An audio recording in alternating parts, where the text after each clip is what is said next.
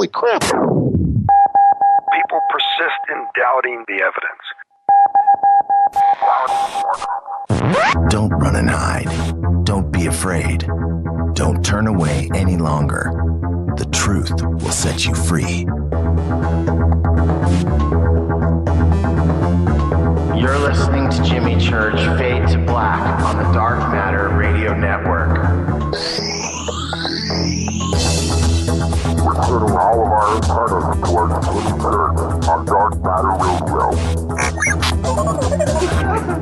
And now, your host, the captain of conspiracy, the prince of paranormal. This ain't your daddy's radio network show. This is Jimmy Church, Fade to Black.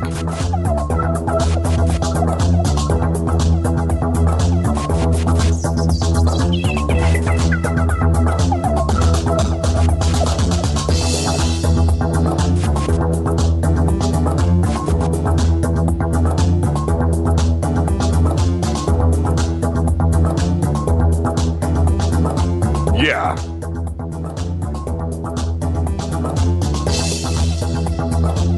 How you doing? How you doing? How you doing?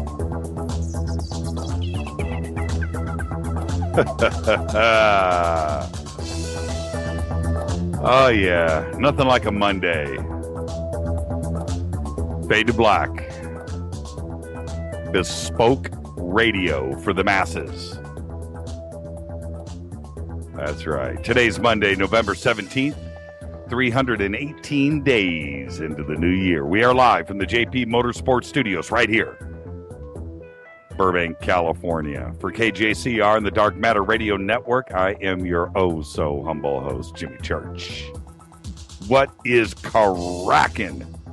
All right, big salute to the proud men and women in uniform all around the world fighting the good fight for us. Without them, there is no me, there is no you, there is no us, and there is no Twitter right now. Think about it. Ted Cruz.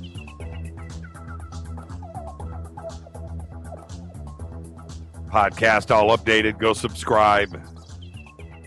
$2. I want my $2. As the newspaper comes crashing through the garage door glass. 2 points to the person that makes that connection right now, first in Twitter. Faders.org, taken over. There's almost no use for JimmyChurchRadio.com. We're going to put that baby to pasture. Yeah, we broke a story today. Yes, we did. I'll get to that in a second. The mayhem's about to start. Today, actor Danny DeVito, 70 years old. Director Martin Scorsese, 72 years old. Our dead guy's birthday today is actor Rock Hudson. Born in 1925, died in 1985 of AIDS at the age of 59. Let's get Twitter fired up. Let's do this. Oh, I can't forget. Happy birthday, Cortana. Empress Cortana. 29 years old. There you go. Happy birthday, Empress. What is Danny DeVito's best movie? Thought about that today. You know, we start off the show every day with something like this. And what is his best movie? Is it his first one? One Flew Over the Cuckoo's Nest? Or Get Shorty? You know how my mind works. Follow us on Twitter right now at JChurchRadio. Mark Davich. You're a smart man, Mark. Smart man. Follow us on Twitter at JChurchRadio. Hashtag DM Radio Net. Come hang out in the sandbox. It will be out of control tonight like it is every single night. Everybody's friendly. Everybody's cool. We all get along in the sandbox. It's really funny to watch somebody come in and just try to derail the sandbox. They last about one tweet. It just doesn't work that way. This show is a bright ray of sunshine. That's what it is. It's a bright ray of sunshine. No negativity here. And tonight we have Jay Weidner back with us. Jay is also a bright ray of sunshine. Can't wait to get Jay. Oh, man. Tomorrow night, Reverend Michael Carter will be with us. E.T. and the Bible. And you know the good Reverend from Ancient Astronauts. Great guy, contactee. Tomorrow night, Reverend Michael Carter, E.T. and the Bible. And Wednesday, Dennis Stone, America's Stonehenge. How is that for a week on the show?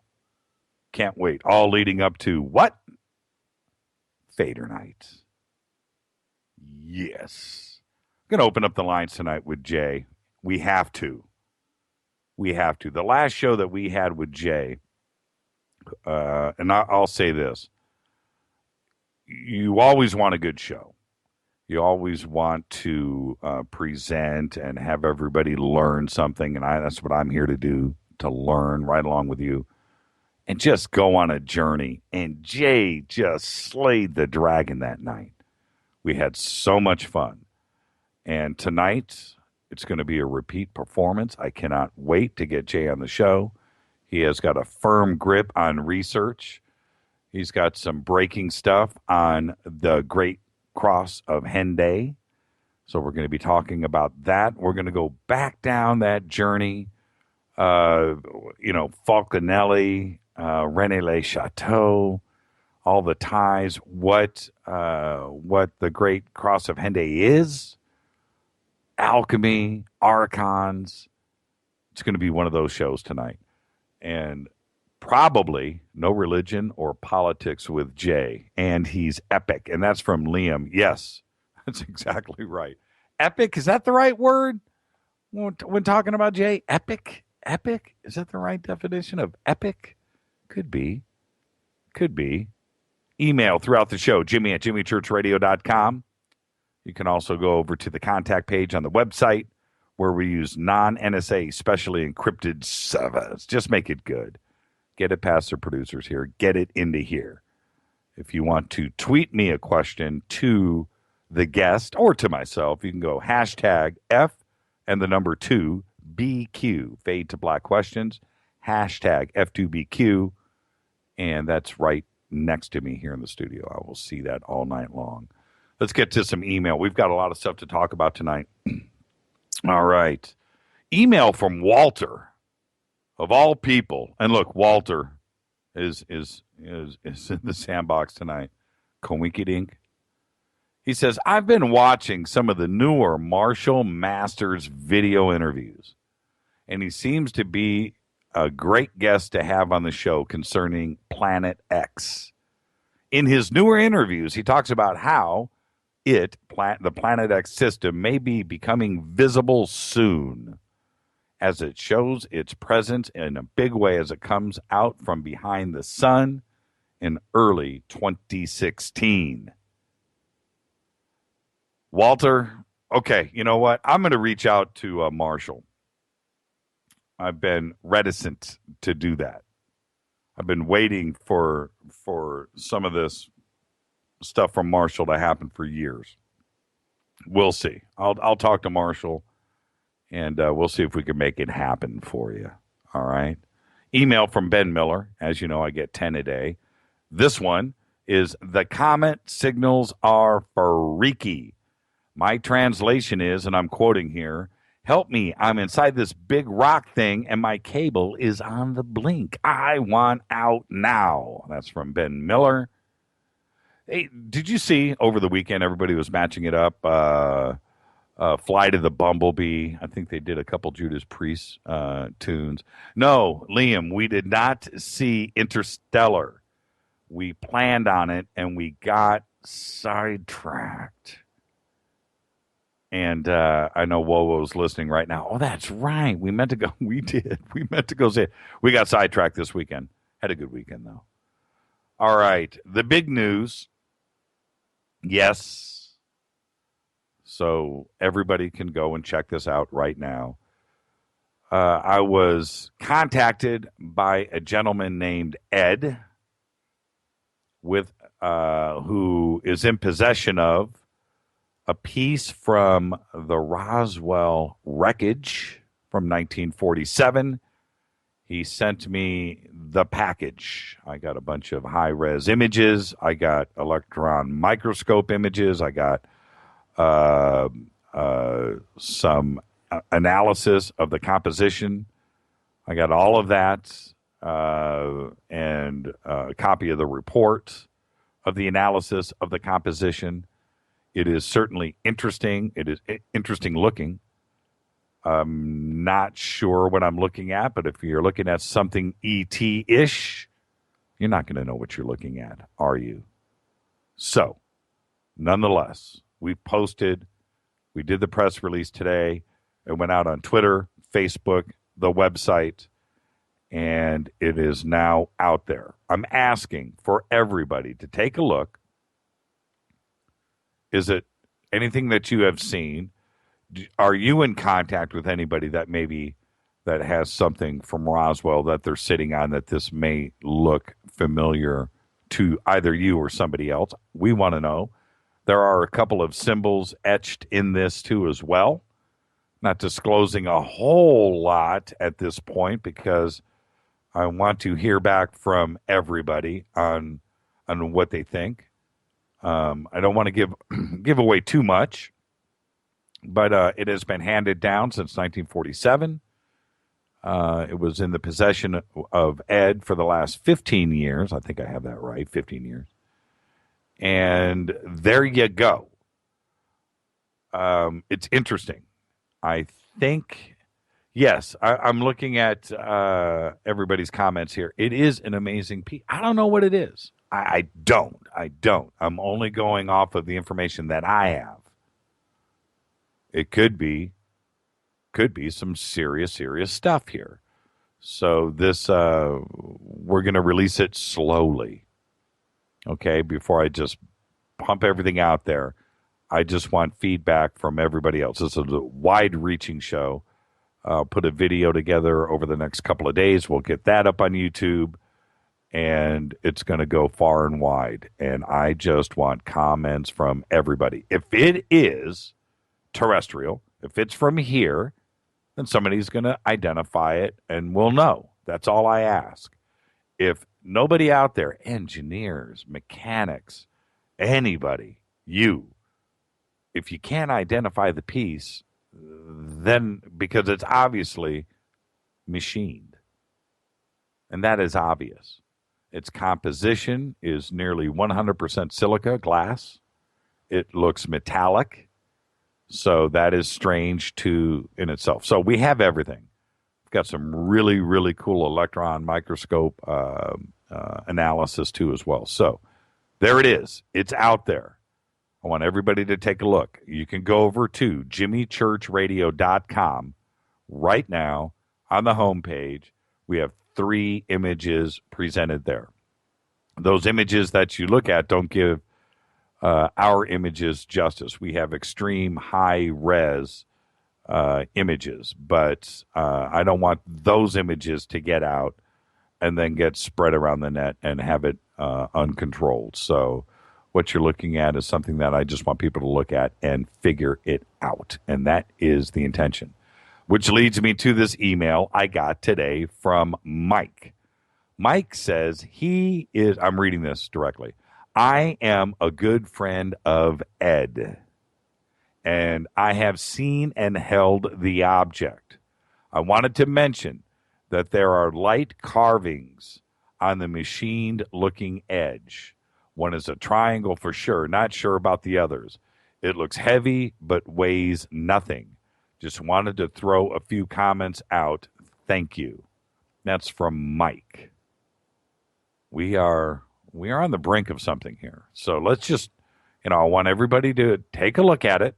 Go to jimmychurchradio.com, look at the images, and just let us know if it is something from here and you know what it is, and we can match it up or not. It could be some serious cool stuff. So that's it. Come back with the news, bottom of the hour. You know the drill. Jay Weidner will be with us. Tomorrow, Reverend Michael Carter, E.T. in the Bible. Wednesday, Dennis Stone, America's Stonehenge. And then, of course, Thursday, Vader Night. Shoot me an email to jimmy@jimmychurchradio.com. Follow us on Twitter at jchurchradio. This is Fade to Black, bespoke radio for the masses, only on the Dark Matter Radio Network. I will be back right after this. Stay with us.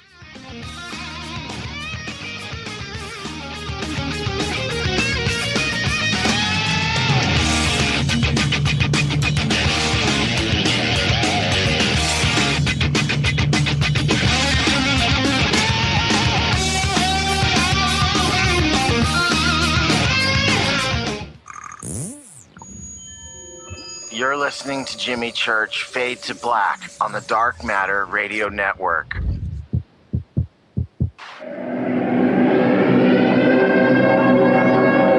Ladies and gentlemen, girls and boys, you have tuned into the latest phenomenon in late night talk radio, Fade to Black, starring the inimitable Jimmy Church, showcasing his continuing quest in pursuit of knowledge of the strange and paranormal. Sit back, open your mind, and let's get cracking.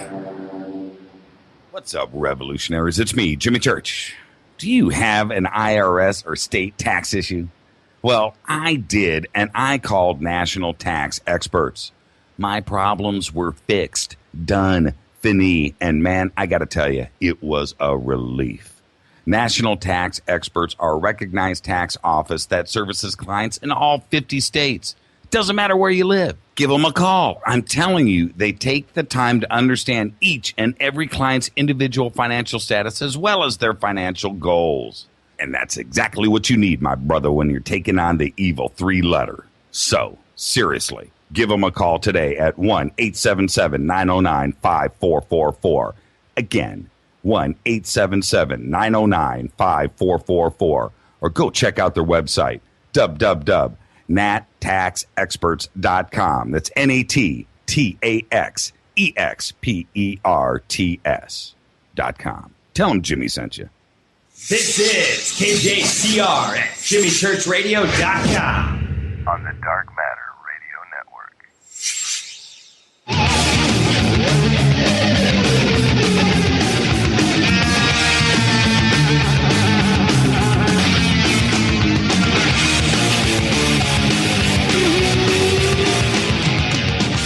Yeah.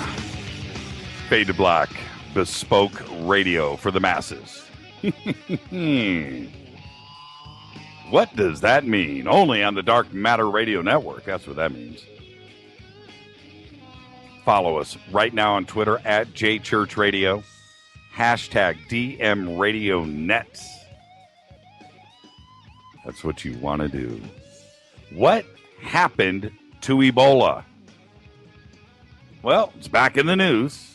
A doctor who spent time treating Ebola patients in West Africa died from the virus Monday in Nebraska. Dr. Martin Salia, who contracted Ebola in Sierra Leone, that is the second death, the second victim of Ebola in the United States. Is it going to come back? Are we going to go through this again with the media? 2 deaths. I wonder how many deaths from the flu last year? I don't know. I'm thinking out loud here. From the flu. How about from bacon? How many deaths from bacon last year? Senator Ted Cruz, who argued net neutrality is like Obamacare for the internet, doesn't understand the issue, according to Al Franken. Senator Al Franken. Franken suggested Sunday on CNN's State of the Union that the analogy makes no sense, which is what I said. I'm agreeing with Franken here. And said that Cruz, a Republican from Texas, doesn't know what he's talking about. Got a quote here from Franken. He says, Obamacare was a government program that fixed something, that changed things. This is about reclassifying something so it stays the same, referring to net neutrality. This would keep things exactly the same that they've been to prevent fast lanes. That's right. And that is something the Republicans don't want. This is not a political show, but this is a show on the internet. The Rosetta spacecraft, the Philae lander, not the Rosetta, the Rosetta spacecraft's Philae lander has gone silent. Yep. It landed in a shadow and can't recharge its batteries. Some brainiac at ESA, I don't know. It only had a 48-hour charge. And now this is the thing. When I first read that, when they first launched it, I read that and I thought, this is something that's going to go painfully wrong really quick. A 48-hour charge. They are counting on a free fall drop, and it's just going to land somewhere. And you know what? It landed in the shadow of a hill, and now it can't recharge its batteries. That's it. Now, we spent how many years designing this spacecraft? How many people? How much money? Somebody thought it was a good idea that we go out there, probably because the comet was singing a song. And we send out a space with batteries, with a 48-hour charge. Does that even make sense to you? It doesn't make any sense. A little nuclear reactor the size of a pack of cigarettes, couldn't you have done that? 48-hour charge. And now they won't be talking about that on the news anymore. We'll see. We'll see if it fires back up. Some miracle. Something shifts. Maybe E.T. will crawl out of the hole there that's playing the violins and move it for us. Give it a little nudge. Put it in the sunlight so it can get a suntan. Bono from U2. Here's a quote. Let's just do this. This is a quote from the band. I'm quoting here. It looks like we will have to do our Tonight Show residency another time. We're one man down. Bono has injured his arm in a cycling spill in Central Park and requires some surgery to repair it. End quote. Reps for the band could not be immediately reached for comment, but they went on to say, we're sure that he'll make a full recovery soon. Much thanks to Jimmy Fallon and everyone on the show for their understanding. And this comes after a rear hatch flew off of their private plane from Dublin to Berlin. But do you remember growing up when you were outside riding your bike and you had a spill? Nothing happened. You could have broken your arm. Life went on. How do you fall off a bike in Central Park and wind up needing surgery? Bono. I just can't believe it. I'm serious.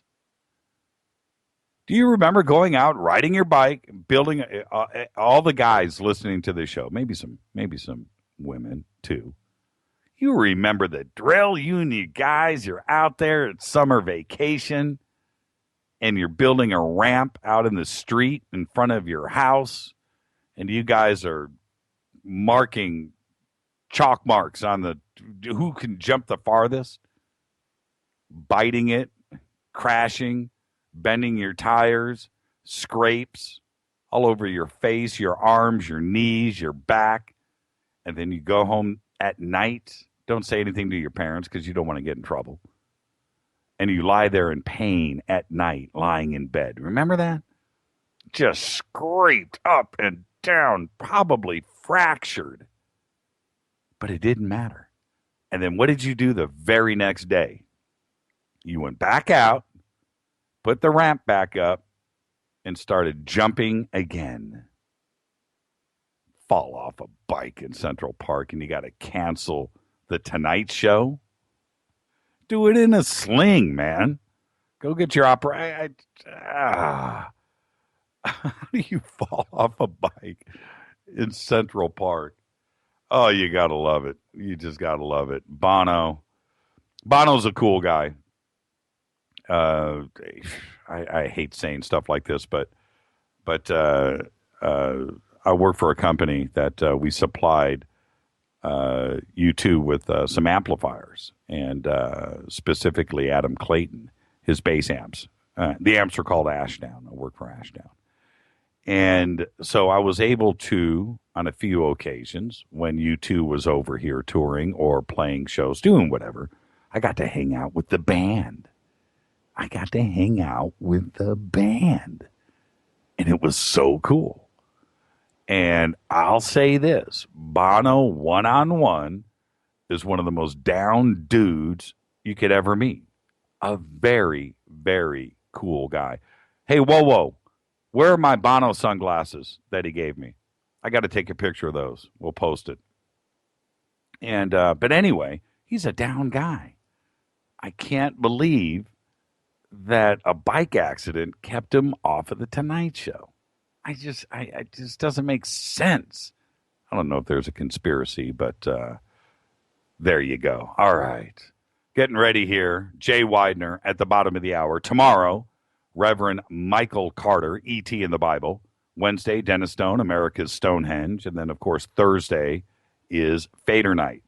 I wanted to make a comment really quick about Jay before we head to the break. Jay, there are researchers out there that go after the stuff that we know about. Okay? Which is cool. All right? Yeah, we need to know. We need to find out new stuff about whatever it may be. Jay Weidner chooses a different path. And just like, I'll say this, like Peter Levenda, Jay Weidner and his research into alchemy, Archons, and the Great Cross of Hendaye and Fulcanelli is second to none. And tonight, we are going to go on a journey. That's right. The Great Cross of Hendaye and its significance and what it means, where it is, when it was made, and its connections to everything else out there that was going on, not only in the Renaissance, but for the future of mankind too as well. And what it all means is a journey like none other. And we're going to do that tonight with Jay. We're going to start at the beginning. We're going to get to the end. And it's an incredible story.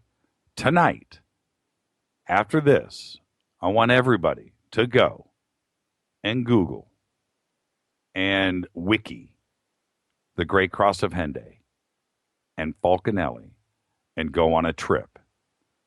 We're going to introduce you to all of that tonight. It is incredible.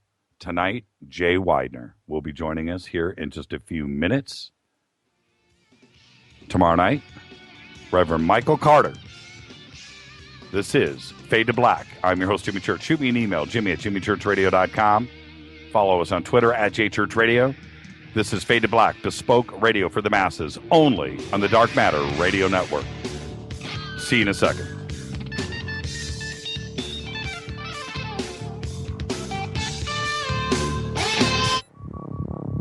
Are you afraid of the dark? Don't move. Don't touch that mouse. You are listening to Fade to Black, bespoke radio for the masses, on jimmychurchradio.com.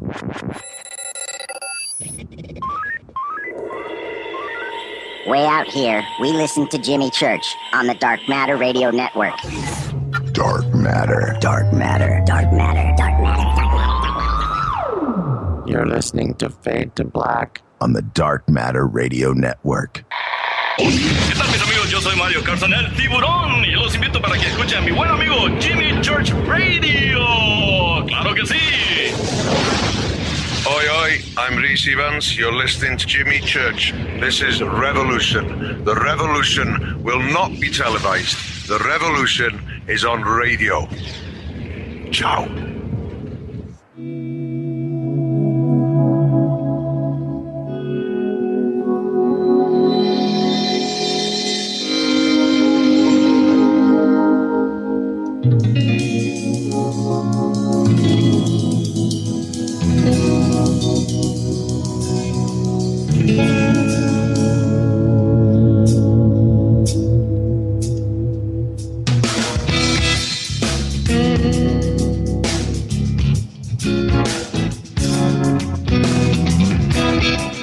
Yes. Fade to Black.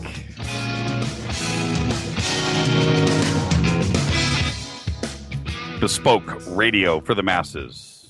Only on the Dark Matter Radio Network. Follow us on Twitter right now at JChurch Radio, hashtag DMRadioNet. Come hang out in the sandbox. You can also shoot me an email to Jimmy at jimmychurchradio.com. And maybe later, if we have some time, Jay and I will take your calls. Are you guys ready? Let's do this. Jay Weidner, called by Wired Magazine an authority on the Hermetic and alchemical traditions, and erudite conspiracy hunter. Jay Weidner is a renowned author, filmmaker, and Hermetic scholar, considered to be a modern-day Indiana Jones. For his ongoing worldwide quest to find clues to mankind's spiritual destiny via ancient societies and artifacts, his body of work offers great insight into the circumstances that have led to the current global crisis. He is the director of the documentaries Kubrick's Odyssey, Infinity, The Ultimate Trip, and the forthcoming feature film The Last Avatar.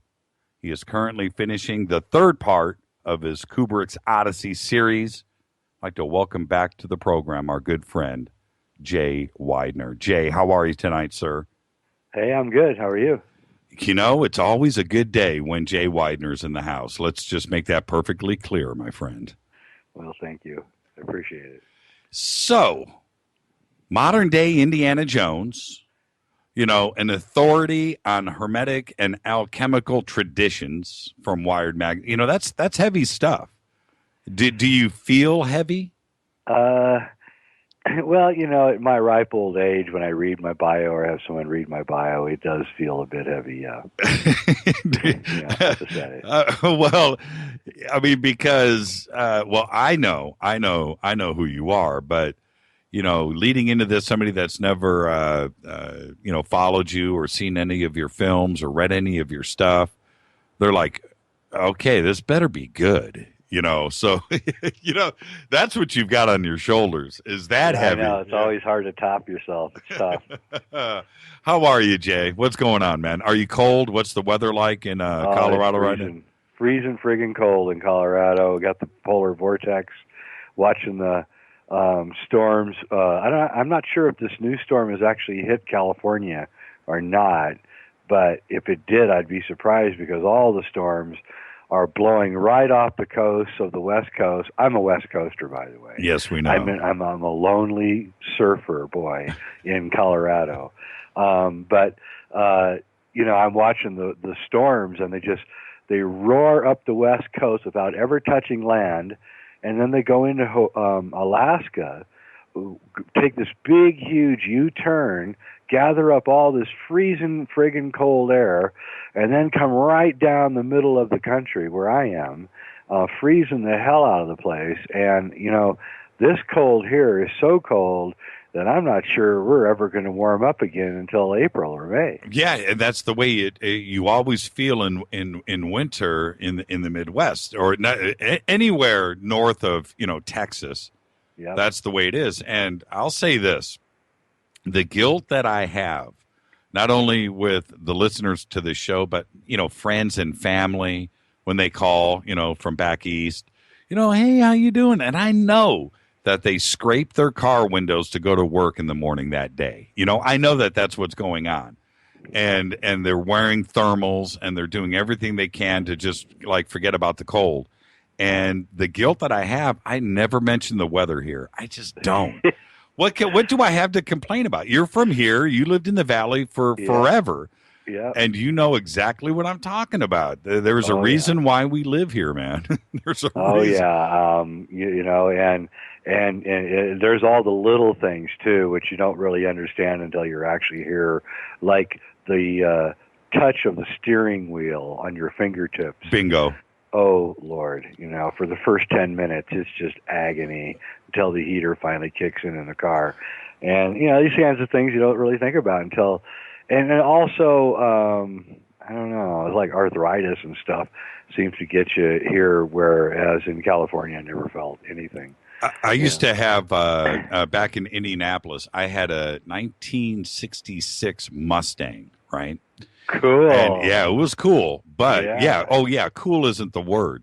In the winter, right? In the winter, when I drove to work, I worked at Bell Labs, and when I would drive to work, the heater, it was like a half-hour drive, for me to get to work, and I would pull in the parking lot at Bell Labs, and then the heater would just kick on. So I would drive to work. If it was minus 20, I drove to work minus 20. I mean, that's it. Probably with the wind chill in the car, closer to minus 30. It was insane. Every day going to work, Jay, was the same thing going through my mind. This is the last time I am doing this. This is the last time. I'm done. But you have to do it. And you would look around, and everybody was doing the same thing. Scarves and gloves and boots and oh man. So anyway, the guilt. Yeah, I'm sitting here right now in shorts and flip flops in the studio, and I know it's cold outside. It's about 60, and okay. So you're about 45 degrees higher than we are. Oh man. Yeah. And, though, I'll say this about Denver as we move on.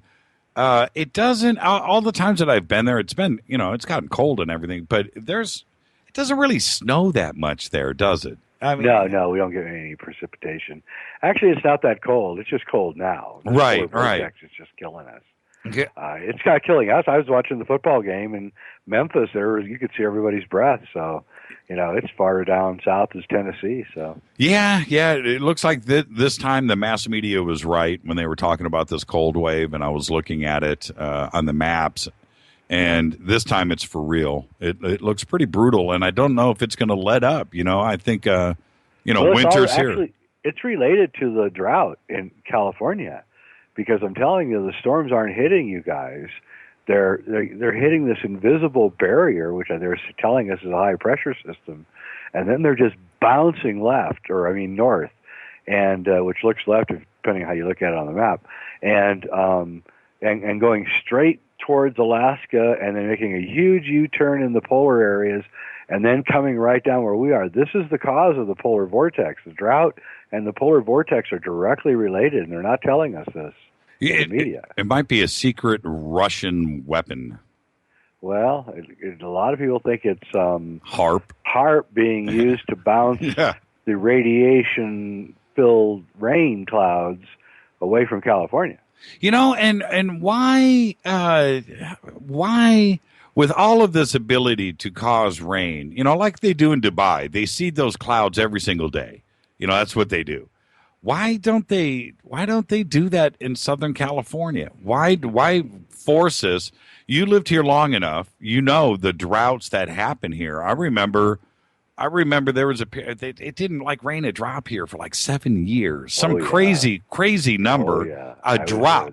Right. Yeah. Why don't they do that over LA? Why don't I don't know, Jimmy. Why don't they? I mean, it's exactly the point. I mean, here's the thing: is they've got all the power to do it, yet they don't do it, and in fact, they're diverting it away. It looks okay. It's being diverted away, whether they're diverting it or it's just a natural weather phenomena. Either way, the rain that usually feeds the West Coast is being diverted up into the north, whether it's a high pressure system or a HARP or whatever. So the question is if it is these guys and they're doing it, the question is why? Why are they suddenly stopping you guys from having any water at all? We're depending on all the water here in Southern California. Most people don't realize is aqueduct in Mulholland, and it comes from the snow melt off up in the mountains, up in the islands, up in the mountains, and comes down. And before Mulholland got that done, this was serious desert. I mean, we're living in a place where there isn't supposed to be water, and we pump it in every single day. It comes from the mountains, and without and from Colorado too, by the way. What's that? Oh, and from Colorado. Yeah, you guys get a lot of your water also from the Colorado River, which is headwatered here. And that's right. That's right. Of course. Yeah, and anybody wants to know the history of this, watch the great movie Chinatown. It's on Netflix. Roman Polanski's a whole movie about the Southern California water wars. Incredible movie. I talk about Chinatown all the time. One of my absolute top five. One of the top. And the story that nobody really talks about, because we have Mulholland Drive out here. We have Mulholland Highway, and what a great man he was, and he brought water here. That dude. Well, you know what, though? The thing is about Mulholland and is this. Either pure genius or total crook. It's one of the, yeah. You think so? You think there's some gray area? He was a genius. Yeah, the whole water trick was ingenious. That's portrayed in Chinatown. That's a true story. Yes, it is. It's a true story. Yes, and that was ingenious. What a great way to get the whole aqueduct system, built and made and everything. And he and his cronies, man, they made a fortune.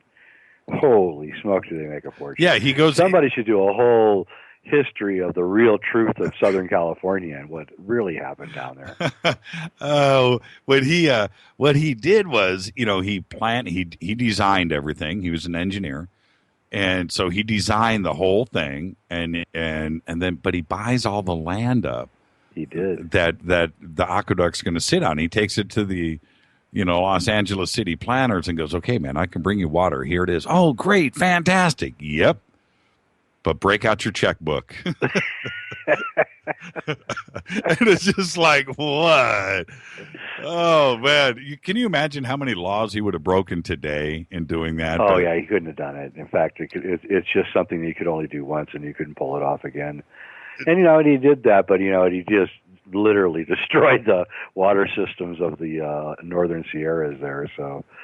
I don't know. Well, the film industry had to move on, and all of the water that he brought here, and I know you remember, the orange groves that were here in the valley, and Van Nuys is all orange groves. It was all orange groves, and all those famous scenes with Jack Nicholson, rolling through none of that exists anymore. No, everything that they brought that water for it's not here. There's nothing here. I don't think they grow anything in the valley anymore. There's no grass. There's no dirt. It's all concrete. Yes, it is. But we love it. It's so difficult. I would have been really happy if I could have lived in Los Angeles in the 30s, when their population was about 250,000. The movie industry was the only industry outside of agriculture. And, can you imagine living there with hardly any people? You still had the rail lines going, so you didn't even need a car. Right. You could go all the way to Santa Monica on a quarter. Right. And from Pasadena, that is. Right. And I mean, it must have been paradise. Well, the 70s too as well, the 60s and 70s. Yeah, with the whole surfing thing and skateboarding and everything that was going on. But the population, because here in the valley, in LA in general, I read somewhere, it's like 1 million people move here per year. A million. And so just do the math. I've been here, I'm not saying we've increased by 30 million people because people have left here too as well. But I've watched, West Covina, which used to be out in, nowhere's land. Middle of nowhere. Middle of nowhere is now connected to L.A. Yeah, yeah. Now it's all the way out to San Bernardino and San Bernardino, Riverside, yeah. Palm Springs, which was in another country. It's now just one big city going one giant megapolis. Yeah, it's 100 all miles. the way down to the border, actually, including Tijuana. So it's the whole coast going down the 5. When you land at LAX and you're coming in, and once you cross the Arizona border and you're looking out the window of the airplane, you just look, and I've watched it happen over the years. I've been landing here since 1984. And it used to be spotty, the cities. Now when you land and you cross Arizona, it starts, and it doesn't end until you get to LAX. It's one constant city. Yeah, it's insane. Yeah. It's totally insane. How did we get off on that tangent? Where did we go? Oh, no, it's one of my loves of Los Angeles history is actually one of my sub-hobbies, so... You get me going on it, I'll never stop. Yeah, I think we did that last time we were on the show, too. We talked about Laurel Canyon for about 45 minutes. Laurel Canyon, what an interesting subject that is. We can almost go there right now. All right, let's do this.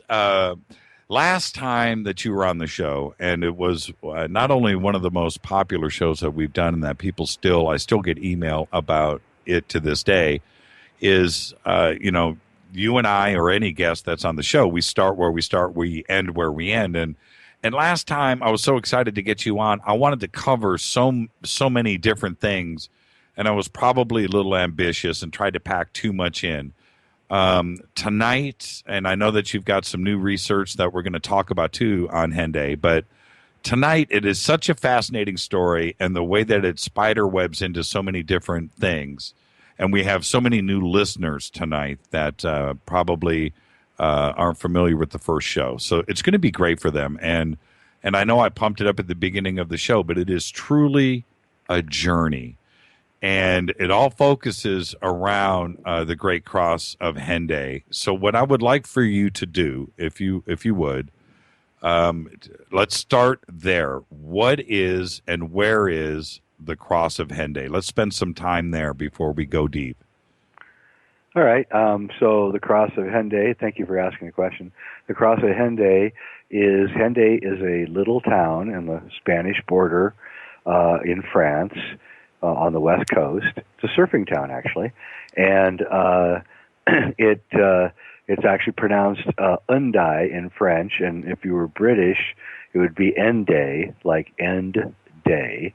Hendaye, and this little cross, a strange, unusual cross, sits in a churchyard in one near the main square in town. So if you're walking, going shopping or whatever in the afternoon, you would see this little strange cross about 12 feet high, has a pedestal about 4 feet high with 4 panels on it. The panel that you would see facing you on the street in Hendaye would be the angry sun surrounded by 4 flaming objects. And then on the south side, you would see a circle with 4 A's and a cross in the middle of the circle. And you can all go to jweidner.com, and I think it's the top article, and you can see pictures of all this if you want.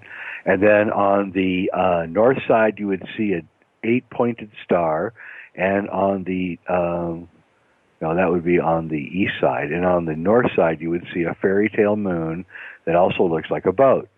Then there's a pillar coming out of the top of the pedestal, and on top of the pillars, like a Greek pillar, is a cross, and the cross has a Latin phrase on it, which roughly translate to, "Hail the cross, our only hope."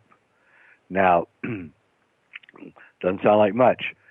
What happened is that in the 1920s, a book was published that caused quite a big stir in Paris. This book was called Mysteries of the Cathedrals, written by an anonymous man named Fulcanelli. Fulcanelli was making the claim in this book that the Gothic cathedrals actually had the secrets of alchemy. Alchemy is the ancient science of immortality, of turning lead into gold, and supposedly it isn't true. But here was this guy who was obviously incredibly intelligent, telling us, the reader, that the Gothic cathedrals that were built from 1300 to about 1500 in Europe were all telling us alchemical secrets, how to make the Philosopher's Stone or the Elixir of Life, which would grant the person immortality. Well, this was just outrageous, and this book just caused this huge stir, because it was like, here we had the 20th century. We actually had an alchemist who was telling us the secrets of alchemy were right there on these walls. So this caused a huge sensation, this book, and the book lay there, printed 300 copies, which caused a huge sensation. It was printed, and then nothing really happened until 30 years later, when a publisher in France decided to republish this book. Well, when this publisher republished the book in French, there was a new chapter added to the book, and the new chapter was on the Cross of Hendaye. Now, this is odd, because Fulcanelli had supposedly died in 1932. So why hadn't this chapter been included in the original edition, and why was it included in this edition now? And did Fulcanelli even write it? Who wrote it, and where did it come from? None of these questions have ever been answered, although I can speculate. Anyway, this book was then translated into English with the new chapter in it, and that was a copy that I got later in 1986 is when I first read the book. And I became completely intrigued by this cross, because in this chapter, Fulcanelli tells us that this cross has some of the most advanced knowledge ever seen on any monument, and that if you actually know how to interpret this, it's telling you about a double catastrophe that happened a long time ago and will happen again in the future. And it's even telling you of where there's a place of refuge where you can go to hide from this double catastrophe. And Fulcanelli tells us in the chapter that the cross was built by a master mason who had incredibly advanced astronomical knowledge. And, I was hooked. I mean, the hook was in my mouth and broke through my lip, and, I was being taken away by the fishermen, and I couldn't resist, and still can't resist. So I spent many years, about 14 years, really looking into the Cross of Hendaye, examining everything about it, scrutinizing Fulcanelli and everything that he wrote. And I wrote a couple books, Monument to the End of Time and Mysteries of the Great Cross of Hendaye, which are still, I think, available. And at least the latter one is.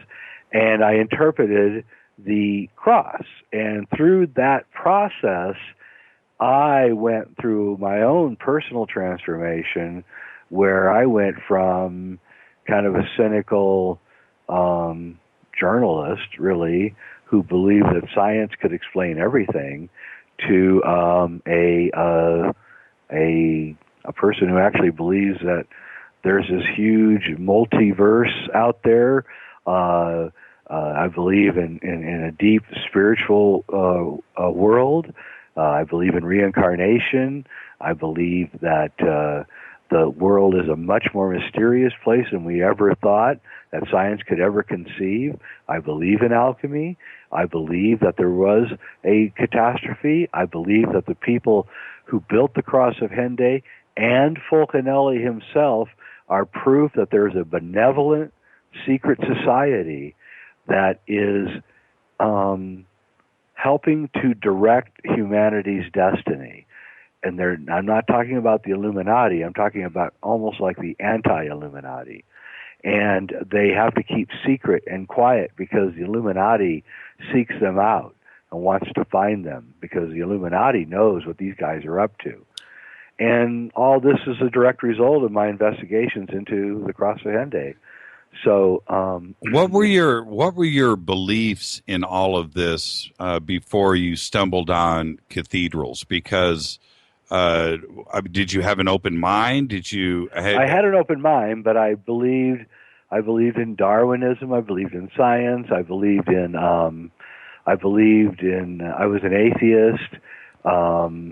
I believed that people who believed in spiritual things are actually kind of dumb, and it was embarrassing. I had no idea the deep resonance that a true ethical spirituality would bring to me, and it alienated me. I mean, I became, I lost a lot of friends and family who thought, frankly, I'd lost my mind as I delved deeper and deeper into this, and it changed me forever. And I can't thank Fulcanelli enough for doing it. I think that book has the same effect on anybody who reads it, and it does. You're right. Yeah, certainly. So you stumbled. It had to have been something that I'm sure you look back now. It was meant to be. What were the odds? And tell the story real quick. I know the story, but it's fantastic about you in a bookstore in North Hollywood. And you find the book, or it found you. Tell us about that. Well, actually, it wasn't a store. It was a garage sale. Oh, garage sale. And I was, I would go out on Saturdays to garage sales because I was a book freak, and I would look for books. And books were starting to fall into disregard even back then in the 80s. So I could pick up valuable books that stupid people did not know were valuable for nothing. Right. And I was on the lookout, and I would sell them. I would sell them to book collectors and things. I have probably 15,000-20,000 books in my house. Anyway, so I was at this garage sale, and this guy had died, and his wife, I believe it was his wife, was just trying to get rid of his books. And he was obviously a very esoteric gentleman, and he had a lot of good books, but I only had $20 on me, and she was selling the books for $1 each. So I collected 20 of the most interesting books I could find and gave her my 20. And one of them was this book called Mysteries of the Cathedrals. And I thought it was about architecture. And I was really into architecture. Which is and cool. Gothic architecture. Sure. Yeah. And so I took it home and started reading. And like, what? This isn't about architecture at all. This is about something called alchemy. That stupid art thing that they think can turn lead into gold. What a bunch of idiots. And then, I'm about 15, 20 pages into this, and I'm realizing that this guy is so smart, so intelligent, that this is either a hoax. This book is either an elaborate hoax, or which I could not understand why anyone would waste their time making a hoax like this, or we have a case of someone with an extremely high IQ talking about something that I've been told my whole life was nonsense, alchemy. And so I said, you know what? Maybe I'm wrong. I know that I'm not as smart as this guy, so maybe I'm wrong, and I'll extend the rope out here, and let's see if this guy's right. And then what I did was I began looking. I began seeing if what he was telling me was right, historical anecdotes and things like that. And I would find out that not only was he right, but what I had thought was the historical truth was wrong. And so that's when it really shook me, because he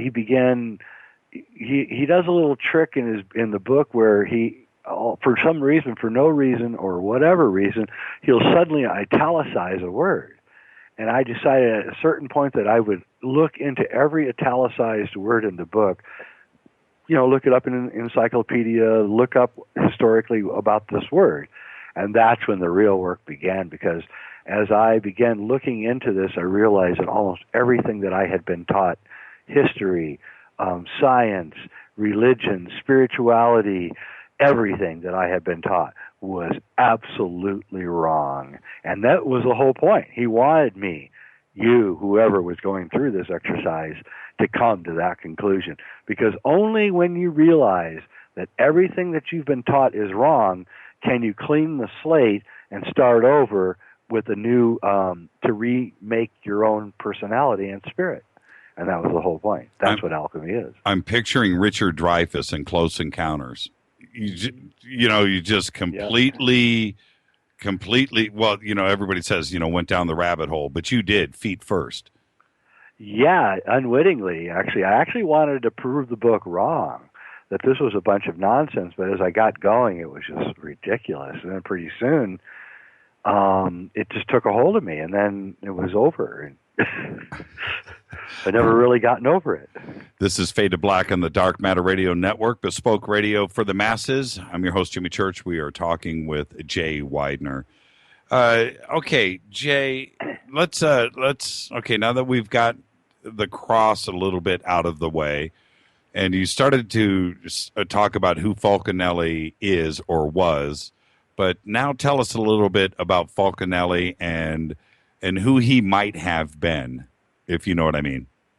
Yeah, well, my conclusions is that he was a committee, and so we have to backtrack a little. There's a lot of smoke and mirrors going on around Fulcanelli. Right after World War II ended, the OSS, which is the precursors to the CIA, did a major investigation trying to find Fulcanelli in France, and they did not find him as far as I know. But I think that caused a lot of people to remember the end of the movie Spartacus, when the Romans are trying to find who Spartacus is, mm-hmm. and Kirk Douglas is just about to stand up mm-hmm. to announce that he's Spartacus, when one guy off to the right stands up and says, "I am Spartacus." Another guy stands up, "I am Spartacus," and then pretty soon everybody's standing up and saying they're Spartacus. So the Romans don't know who Spartacus is, right? Right. That's kind of what happened. A lot of guys stood up and said, "Well, Fulcanelli is this guy, and Fulcanelli is that guy," and all these different people. And I think it was the outer fringes of this secret society running interference, I guess you could say. Interesting. To make sure that the identity of Fulcanelli was never really discovered, because it was that important that he never get discovered. Now, the reason that it was so important that his identity never gets discovered is what I said before. So there's this, my thesis, and I'm writing a paper on this. I'm actually going to I think I'm going to make a documentary on it. So my thesis actually comes from Graham Hancock, actually, and his great book, Fingerprints of the Gods. Mm-hmm. In that book, which is a must-read, I think, for everybody. Everybody. Yeah. In that book, he postulates that let me see, I want to make sure I say this right. I want to make sure I do this right, okay? So let's do this right. There is overwhelming evidence right now, and beyond any shadow of a doubt, I believe. And I think, and I'm pretty sure, that this subject is going to be the subject of Graham Hancock's next big nonfiction book, the sequel to Fingerprints of the Gods, which is coming out next year. Right. Which I'm really looking forward to. Anyway, there's incredibly great evidence now that 10,900 BCE, a comet, and I mean a gigantic comet, came into our atmosphere and broke up into pieces and hit the Earth. We have nanoparticles, nanodiamonds, iridium, all sorts of evidence to show that this happened. And geologists are actually beginning to say, no, this happened. And this sucker was so bad that it hit and it threw up so much dirt and dust and water and moisture into the atmosphere that it plunged us into one of the worst ice ages ever, which scientists called the Younger Dryas. Mm-hmm. And for about 1,200 years, this planet was plunged into darkness and cold, a cold like we've never seen. And thousands and thousands and thousands of species of animals died, and we have their remains. And billions of humans died. And a huge, incredibly long-lived, very advanced, spiritually at least, civilization was destroyed at that point. And this is where alchemy comes from, this incredibly advanced, long civilization that had many, maybe even 100,000 years to advance without any break in it. And it knew all the secrets that we've lost, actually, and we're only now starting to regain. And so at the end of the Younger Dryas, suddenly another event happens. And this event ends the Younger Dryas, and suddenly the Earth warms up again. But the Younger Dryas, 1,200 years later in 9700 BCE, when the Younger Dryas ends, there is a sudden flooding of everything. The whole earth is just completely flooded. And according to Hancock, and I think he's right, a remnant of the former great civilization somehow survived with all of their secrets intact. And they searched the earth to find a place where they could ensconce these secrets. And they looked and they found this plateau where a gigantic, huge piece of bedrock was. And they decided that this was going to be the place where they would build their edifice, which would ensconce all of their great sacred knowledge. And that place is what we call Giza today. And they built first the Great Sphinx, which was pointing east, and they did this to show you what time period this thing was when it happened, this catastrophe.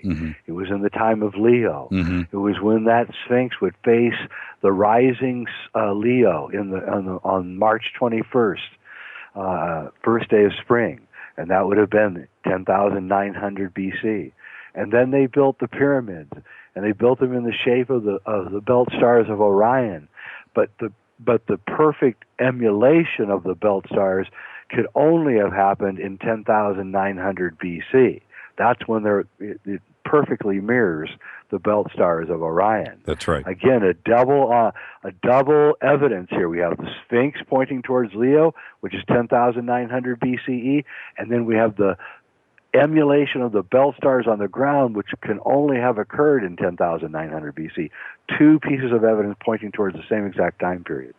Okay, so these great priests built the pyramids somehow, we don't know how, using some kind of advanced technology, and then they put polished limestone over them, all over them, and then they painted the outside of the pyramids with all of their knowledge. Those limestones were taken away by the Muslims in, like the last 1,000 years, and they used them to build Cairo. Yeah, Cairo, essentially. Yeah. Yeah. So anyway, here's where Hancock comes in. He thinks that this group that survived the last catastrophe and built the pyramids, he calls them the Shem-Sharu, or the followers of Horus. Okay, he thinks it's a secret society which somehow kept all their knowledge intact and built the pyramids as a great way to ensconce that knowledge so that it would never be lost. Then they built boats. This is in Fingerprints of the Gods, folks. Then they built boats, and they went out all over the world, and they taught the remnants who survived this horrible, horrible catastrophe the arts of civilization. And he proves by going all over the world and showing all of these legends of these bearded white men in boats who come to Peru, they're Quetzalcoatl in Mexico, Indians in North America report it, Polynesians report it, all over the world they report the same thing. These men in boats, these white bearded men in boats who come and teach them how to grow food, how to read and write, how to respect women. It's always the same exact kinds of things, right, that they teach them. So now we have that established, okay? There's a secret society that was incredibly benevolent, that survived with all their knowledge intact. So the question becomes, okay, so where did they go, right? After this, what happened to them? And what I think is that and I think this is actually the most important part of the Cross of Hendaye, and it's kind of gotten lost in the wash, which is why I'm bringing it all back now. I believe that the Cross of Hendaye is absolute proof that the Shem-Sharu, the followers of Horus, were active at least 400 years ago when the cross was built in France. And actually, I believe that the fact that Fulcanelli could look at the cross and correctly interpret it in sometime in the 20th century and then write it all down is proof that he has to be a member also of this group, because how would he know what the cross was saying unless he already knew it? Right? Yes. That's the key that seems to pass by everybody, including me. Is wait a minute here. We have proof that they're an incredibly advanced secret society that knew of the double catastrophe, remembered it exactly right, and put it into the cross. And then we have Fulcanelli, who, casually walking by the cross, saw it, and then knew enough to know what it meant, and then wrote it down. So I'm saying that there's proof that this secret society, Fulcanelli is proof that this secret society existed all the way into the 20th century, which gives me cause for great hope, by the way, because, it's amazing. So, some people will be saying, well, what are you talking about? So I'd like to just briefly go around the Cross of Hendaye and explain to you what's really going on these panels. So on the front panel that's facing you when you're walking down the street, which is really the most important panel, is the angry sun surrounded by 4 flaming objects. Okay? Well, this is what I just described to you. The 4 flaming objects are the comet that broke up into 4 pieces and hit the Earth. And then the second catastrophe happened 1,200 years later when the sun exploded and ended the Younger Dryas. And Robert Schoch, the great geologist, who's the one who uncovered that the Sphinx is actually eroded and is much older than we think it is, his most recent book, Forgotten Civilizations, he shows that the Younger Dryas was destroyed, ended by a gigantic coronal mass ejection, or CME, or solar flare. Exactly what the Cross of Hendaye is showing. I'm looking at the angry sun right here on the front of Hendaye, and I'm going to ask Dale and Wowo to get these up on Twitter really quick. But that's exactly what it looks like. Exactly how you describe it. There's really no other way to interpret it. Well, no. Okay, it could be 4 stars, but it is definitely a sun being surrounded by 4 objects, and the sun is definitely it's growing. He's pissed off. Yeah, he's pissed off, and he's expanding. Right. And there's no way around interpreting it any other way. Right. So what would be what are the most important things, that this secret society would want to convey downstream, right, to us? If it's benevolent, secret society, like I'm postulating here. And that would be, well, they'd want us to know about the nature of what happened to us, right? What hit us, what destroyed us, right? And this is it right here, right? Then the second thing they want you to really understand is something called the precession of the equinoxes.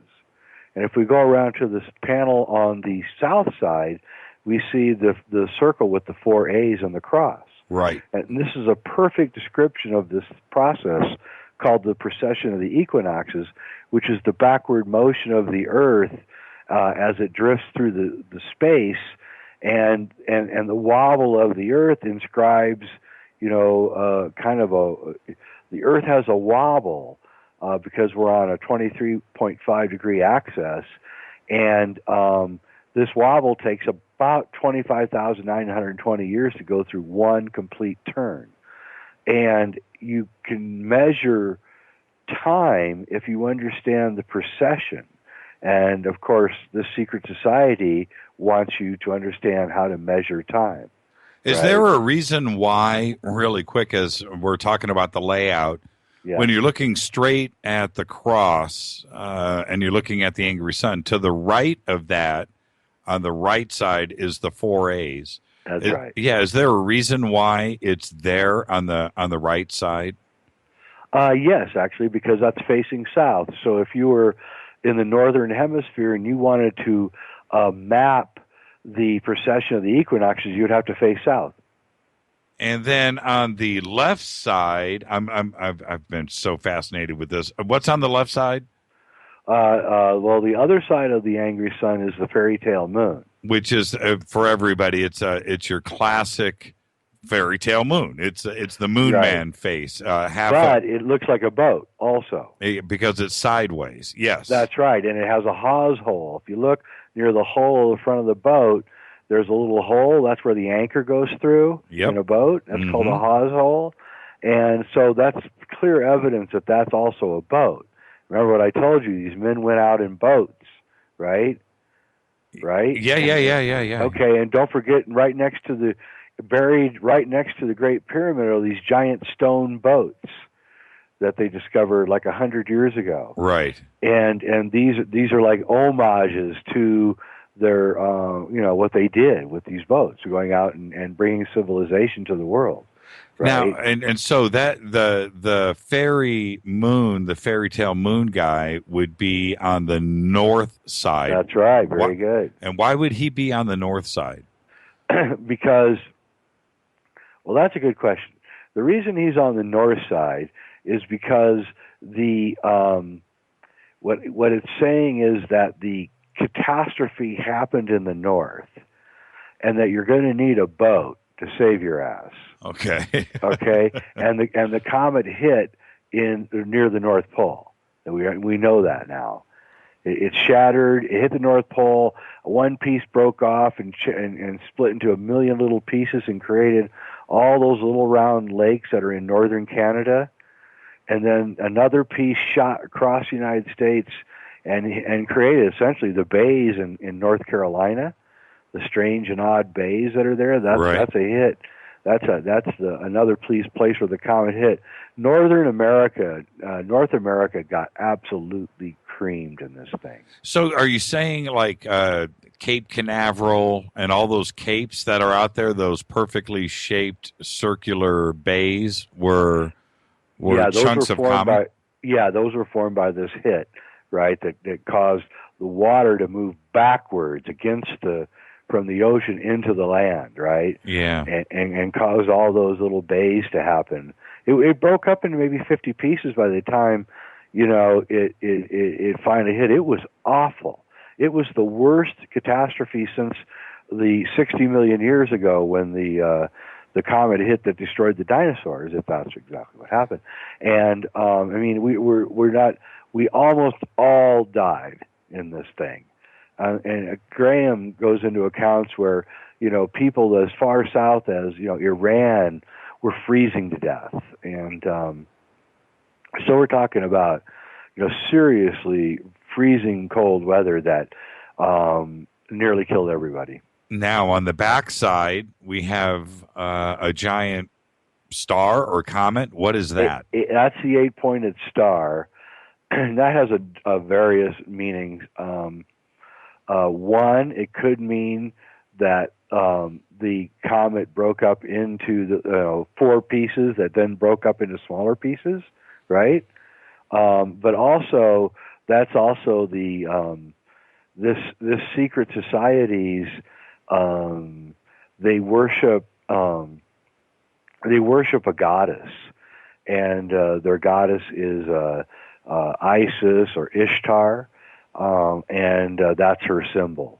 So that's another reason why that's there. And with Fulcanelli in Mysteries of the Cathedrals, what were his descriptions of these 4 sides? Interestingly, he stays away from the star and the moon and the 4 A's, and only talks about the angry sun. But he's very elusive even there. He never tells you anything except that you have to find out for yourself, right, what this all means. So it's actually very interesting. The cross is a multitude of cross references in esoteric knowledge, which, literally I could talk for 15, 20 hours about the cross and without saying anything twice. There's so many things in it that are evocative that I can't even begin to say it.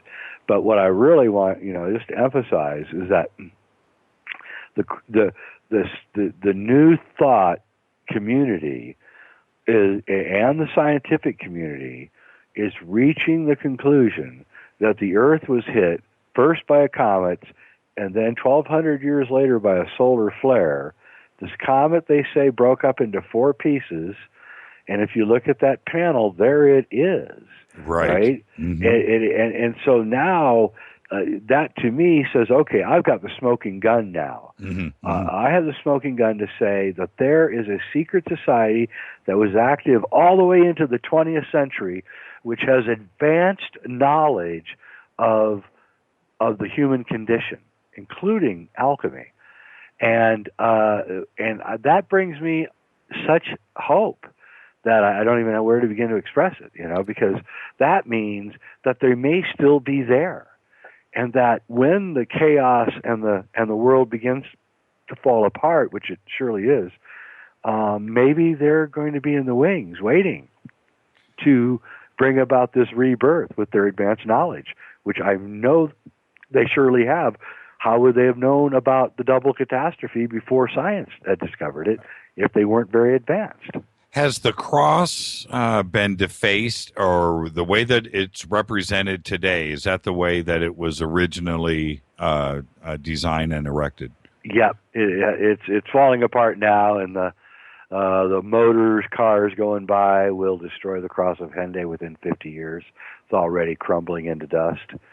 What's interesting, though, is that it looks like the Cross of Hendaye this may be the second or third iteration of it.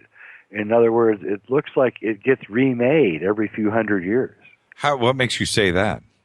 Well, we have historical references that say that there was a cross there, like 600 years earlier, but it would be impossible because we can pretty much date this cross, and we know this cross was built around 1600. So what I'm saying is that possibly there was a cross that maybe built in 1200 and it was starting to deteriorate, and so the secret society replaced it in 1600. Now, what about the cross itself on the top? What can you tell us about that? Yeah, the cross on the top is very interesting because it has, of course, what I described as this Latin inscription called, which basically says, "Hail the cross, our only hope," in Latin.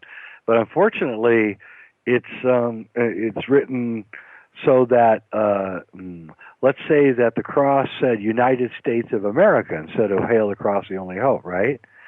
Well, it would be like having United States on the top line, then of America underneath it. But instead of saying United States, it said United State, and underneath this, instead of saying of America, it said SOV America. In other words, the S at the end at States got moved down to the bottom line somehow, right? Right. Which is, you're carving this cross. I mean, that's a really pretty idiotic mistake, right? Right. So, I mean, you got to plan this out. And anyway, Fulcanelli indicates that this is a mistake, but that the author did it on purpose. And he did it because he wants you to know that there's a refuge that you can go to when this double catastrophe hits. Well, I'm like, what? I definitely got to find this out. And so it took me about 7 years constantly working on it, taking that little Latin inscription and trying to figure out, how it was going to tell me where this place of refuge was.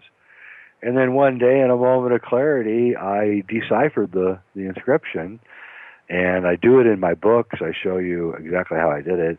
Anyway, I break it up into it's a sort of an anagram, and I break it up, and it comes out to say two things, actually. One, Inca Caves, Cusco, Peru, and then the second one, which is, again, using all the letters exactly right, it says, "Hail to the cross at Urcos," word spelled Urcos. And I was in a car actually waiting for someone, and I had a scratch pad, and I figured all this out in like 2 seconds after 7 years of working on it. And I was like, what? What is all this? Hail, Inca Cave, Cusco, Peru, hail to the cross at Urcos? What? So well, you can look at it, and once you say that and you're looking at the inscription, that's exactly what it says. Yeah. So I ran home and Interesting. I looked up the word Urkos because I couldn't understand what that was. Right. And lo and behold, they're 20 miles away from Cusco, which has already been identified in the inscription. It's a little town called Urkos. And I'm like, what? What? And then that got me, I didn't have enough money to travel to Peru yet at that time. But I did have enough money to buy, I'm going to forget his name, but he was Pizarro's artist, the artist that went with Pizarro on his conquest. And he was a documentary. He wrote down everything that happened, and he sketched everything that happened. Right. And I bought his book, and I read it. And in that book, I found a drawing that he had made when Pizarro, and don't forget, now just remember, the cross was made in 1600, and Pizarro was over there in Peru at the same exact time. Right. And it says the secret of the Incas, this drawing. And on the drawing is a thing has been divided into four. The drawing has been divided into four quadrants, just like that circle with the cross on the cross, and then there's a sun, a moon, a star, and then instead of the circle with the A's, it shows you a whole bunch of caves, right? And it says the caves, right, on this thing. And so then that made me go back to that circle with the funny A's on it. And if you look at those A's, they're Masonic. They're like the Masonic symbol. The way the bottom bar of the A is bent upwards into a right angle, looks just like the Masonic symbol. And then I realized that, these A's could also be mountains. And that little, weird A crossbow could be indicating that there's some kind of caves in these mountains, right? Yeah, because they're not necessarily A's. They just look like A's to us in a modern sense, but they could stand for anything. It could. Yes. And the fact is that, even at that time, 1600s, we have continents that have a lot of A's in them. We have America, we have Africa, we have Asia, right? We have odd amount of continents named after words that begin with A. So I didn't even know if that's what it meant. The four continents, Antarctica, Arctic. So anyway, I began realizing that, wow, if I wanted to get away from, comets striking the Earth and throwing us into the Younger Dryas, and then a huge solar flare coming and frying the Earth, I would want to be someplace up high to get away from all the flooding. And then B, I'd want to be inside a cave for when the solar flares hit and everything else happens, right? Right. And then I realized, wow, high up in the mountains in the Andes or in the Himalayas or even in the Rockies would be, a really good thing to do. And if I could find a cave, that would even be better. So at that point, I received a benefactor, and I flew down to Peru.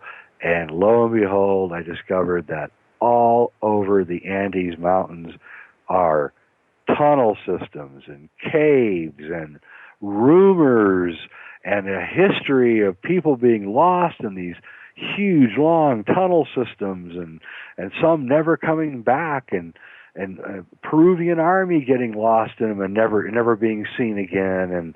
And I've been in these tunnel systems and they're man-made. I mean, they're not natural. They're partly natural, but they've been carved out. And then I got into the whole history of Viracocha, the great savior of the Peruvian people, who was white with a beard, who instructed the people to go into a cave to hide from the catastrophe. And then he kept them alive in the cave, and then he brought them out afterwards where civilization was rebuilt. And this whole thing just started really making just a lot of sense to me as far as what was going on here. But the thing that I have to iterate and reiterate is that the Cross of Hendaye proves that this secret society, this benevolent secret society, does not want to control us, but wants to help us, wants to warn us, wants us to survive, loves us, is still active even now, maybe. I'm looking at it now, and now that you've explained it like that, I don't even see A's. They're not. Exactly. They're not A's. They're not No, A's. they're not. No, They're not. with that notch, with the cross. Well, it's not a crossbar. It's almost an inverted A. It is, and it looks like a mountain with a cave on it now. It does. Exactly where you'd want to go is, and you wouldn't want to cave near the bottom of the mountain. You'd want to cave near the top of the mountain. That is totally interesting. And with the I don't know what you call it in lettering. I used to, but the notch on the bottom legs of the A's aren't really what they look like in calligraphy. Now it looks like the base of something strong.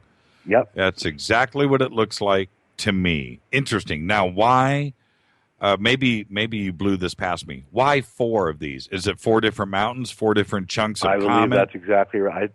No, yeah, I think the 4 comets could be, but no, I think they're saying there's 4 places of refuge, but, and remember, this is 1600, the one place that the cross was telling you to go where I think you could go unmolested, at least at that time, would have been Peru. So, in other words, I think there's a refugee, I know there's a refugee in a place in the Himalayas, and probably in the Zagros Mountains in Iran, and so we're looking at the circle itself is Earth, and then we have 4 different quadrants, with maybe the equator, and then something north and south, and then it's indicating. That's right. It's indicating a mountain on each one of 4 continents. That's right. You got it. So South America. Those continents, and those continents all have A's. They all begin with A's. So Africa, Kilimanjaro, Asia, the Himalayas, America North, probably the Rockies, and then America South, the Andes, which are also named after A's. What about Alaska? Could be Alaska. Yeah, it could be. It's just someplace up north. I believe, personally, that it's Northern California. Real? Oh, Mount Shasta. Mount Shasta. Yeah, I believe that's the. That was too easy for you. I just threw you a softball. Segue. Bam. This is Fade to Black on the Dark Matter Radio Network, bespoke radio for the masses. I'm your host, Jimmy Church. We are talking with Jay Weidner, and tonight is a cross of Hendaye. I caught that, by the way. I like the way you corrected me. The Great Cross of Hendaye special. So, do people walk by this all day long and don't have a clue what they're walking by? You can see the sidewalks. It's right there. You can see the parking lot. You can see the street. Yep. It's just a few feet from this church. It doesn't look like there's a plaque. Is there a plaque there describing what this is? Nothing. So people are walking by this all day long. It's certainly tall. It's not small, but they have no clue about this message to mankind that is right there off of the sidewalk. No, but interestingly enough, in 1940, a certain guy with a funny mustache named Adolf Hitler, he paid a little visit to the town of Hendaye, France, to visit Franco for talks. And, apparently, as soon as the train pulled into the station, which is only about 3 blocks away from where the cross is, by the way, Hitler put on his famous walking shoes, as you know he loved to walk, and walked right up the hill and visited the Cross of Hendaye. And so did Rommel, I think. Yes, and Rommel, that's right. Very odd, isn't it? No, it's not. Let's be frank here. No, not odd at all. No, it isn't. And so he knew, and and it's like, wow, So how many other people know? What's the bottom line now? Now that we've laid this out, we're going to go off in so many different directions here in a few minutes. What's the bottom line message here? If you were going to tell somebody, talk to me like I'm 4 years old, And what is this? What is this telling me? What is it? The Cross of Hendaye is telling you that once a incredibly advanced society existed that knew things that we do not know today, and is much further advanced than anything that we're ever doing, and has a science and an art that is far beyond what we could have today, and that we lost that secret, we lost that society, and we need to either get back to that, and this secret society, which is still here, will help us do that, or we're going to die. And we're going to either die by killing ourselves because our society is so corrupt, because we've lost track of who we really are, or the double catastrophe is going to return. Fulcanelli is explicit in saying it will return. It's such a fascinating thing, and for people that want to learn and are looking for something different. I mean, this is the one thing that you can get into that your friends don't know about. You can learn about it and then go and impress your friends. And I'm not saying that in a tongue-in-cheek way. It is just something that isn't discussed. Like you brought it up yourself, Giza, Greece, Rome, Peru, Chile, Argentina. These are things that, Mexico, the Mayans. But this is something that people just really don't know. But you have to go and find out about it for yourself. Well, you do. And, especially, when you go to Egypt and you walk in those temples there, you're walking in something that just, is beyond comprehension. The whole entire edifice of the Great Pyramid cannot be explained. It cannot be understood. It cannot be reproduced. We don't know what it is, what it means, what its purpose was.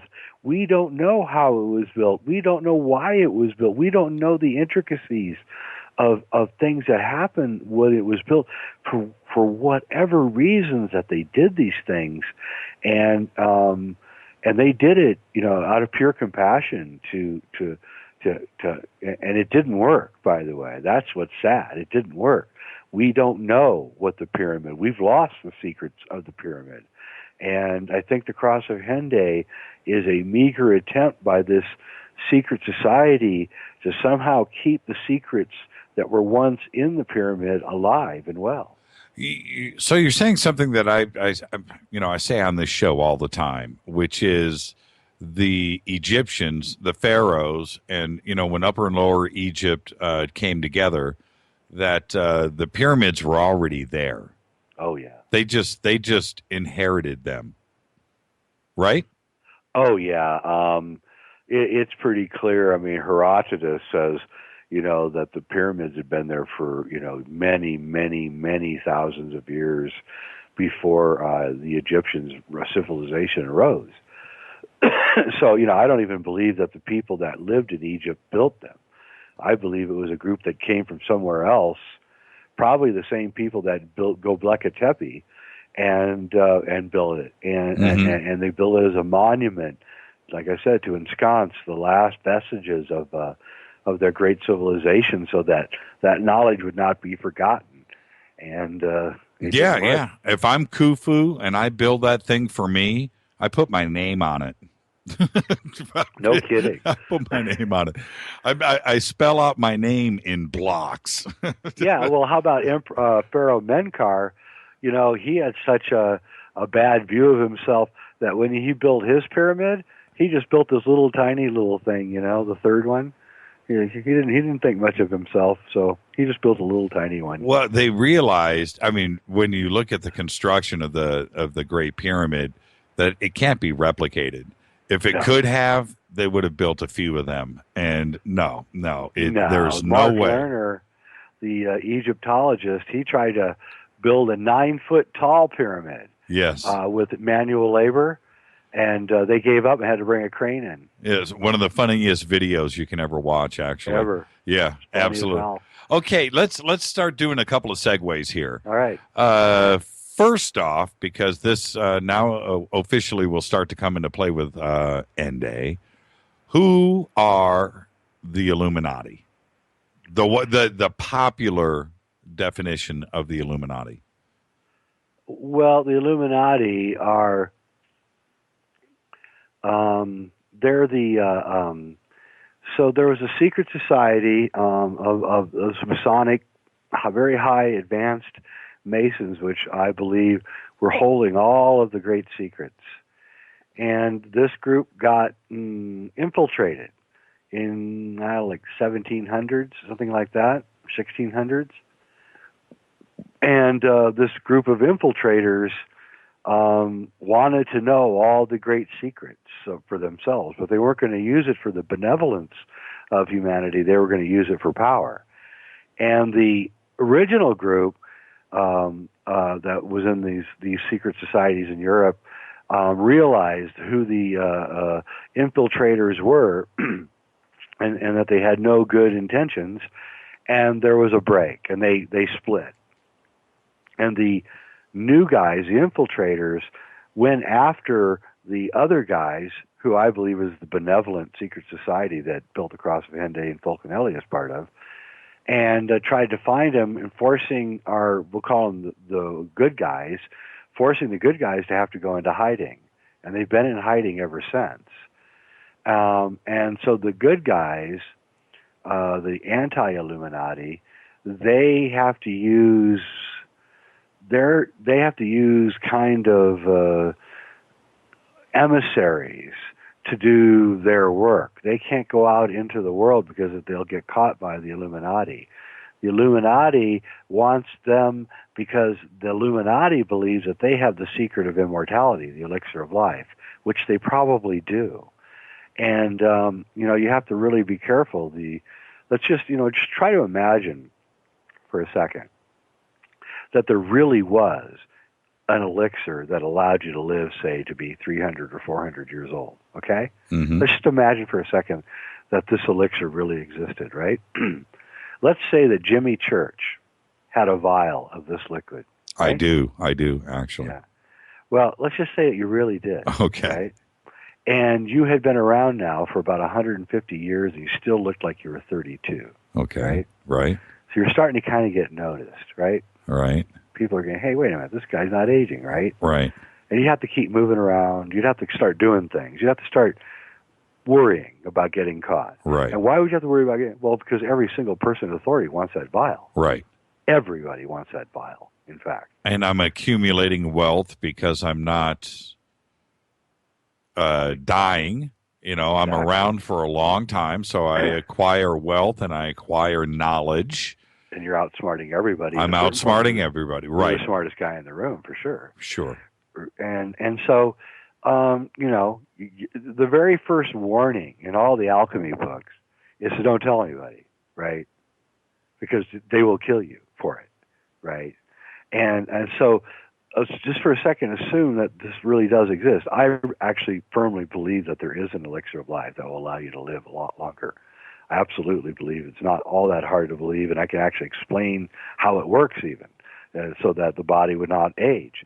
But anyway, that's what happened to this group. They had to go hiding because these infiltrators, these usurpers, knew that they had this and they wanted it, but not for the benevolence of humanity. They wanted it for very evil and nefarious purposes. Of course. Yeah, and so this group is now in hiding and been in hiding. And in fact, the Harry Potter stories are based on all of this lore that I'm telling you.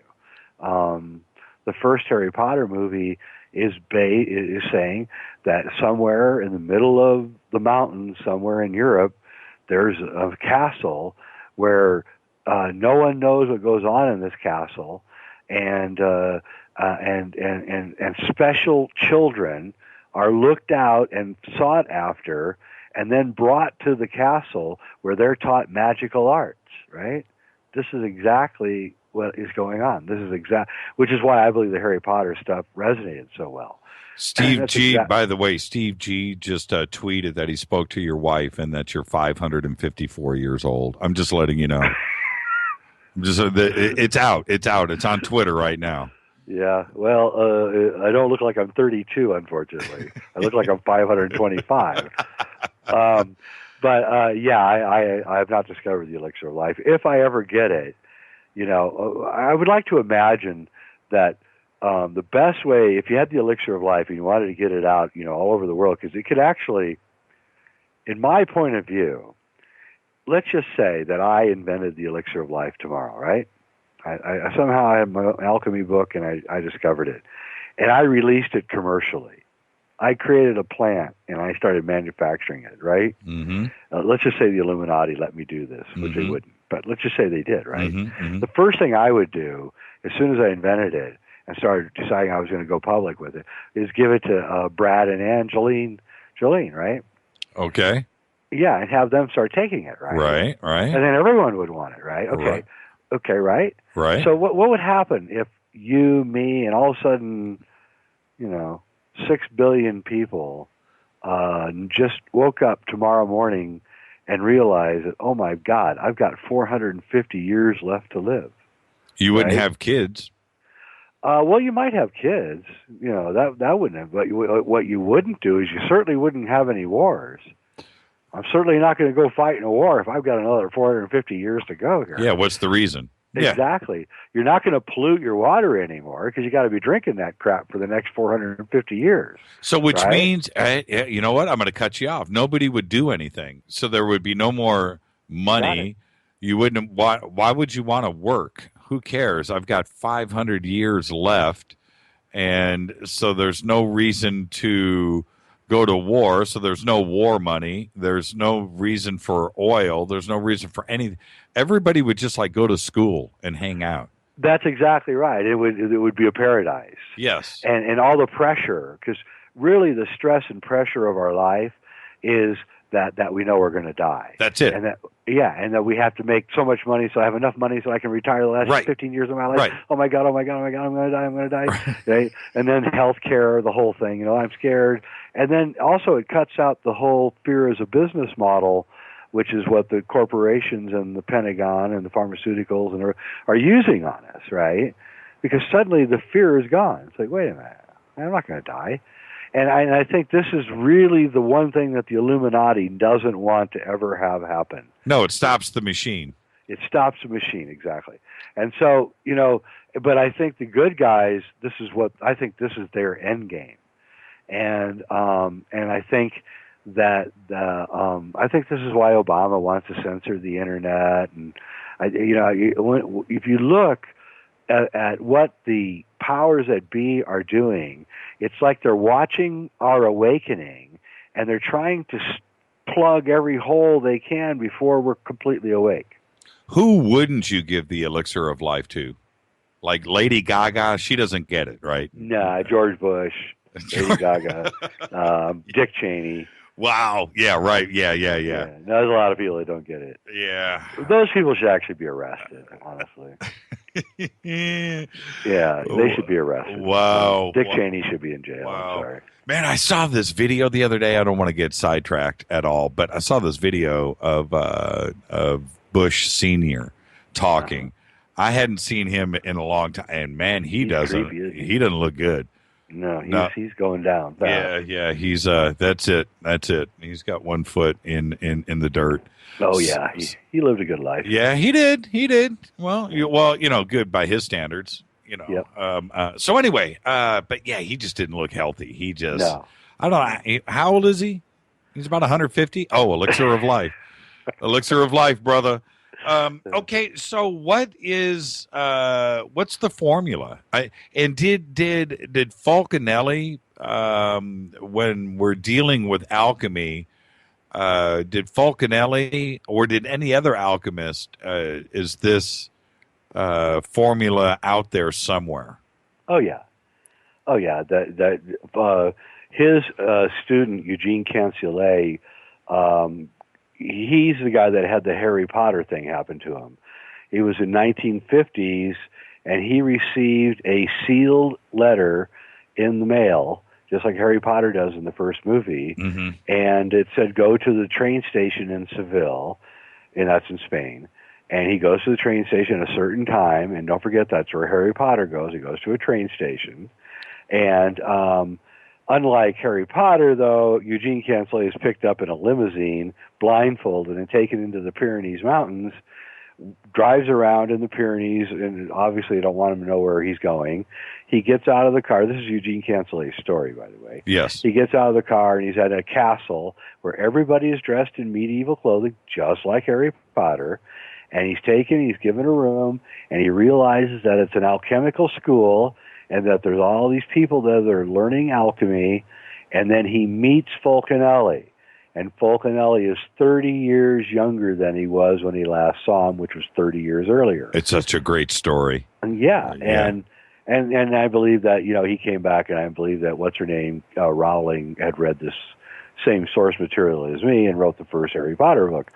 I just find it, I did not read this Harry Potter books. I saw the movie, and that's when I saw it for the first time, and I picked my jaw up off the floor of the theater. The sad part about this is you could have written Harry Potter.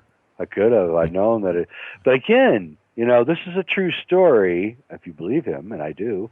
And here, it is redone by this popular writer, and the psychological impact that this has on us is, we want it. We want this world.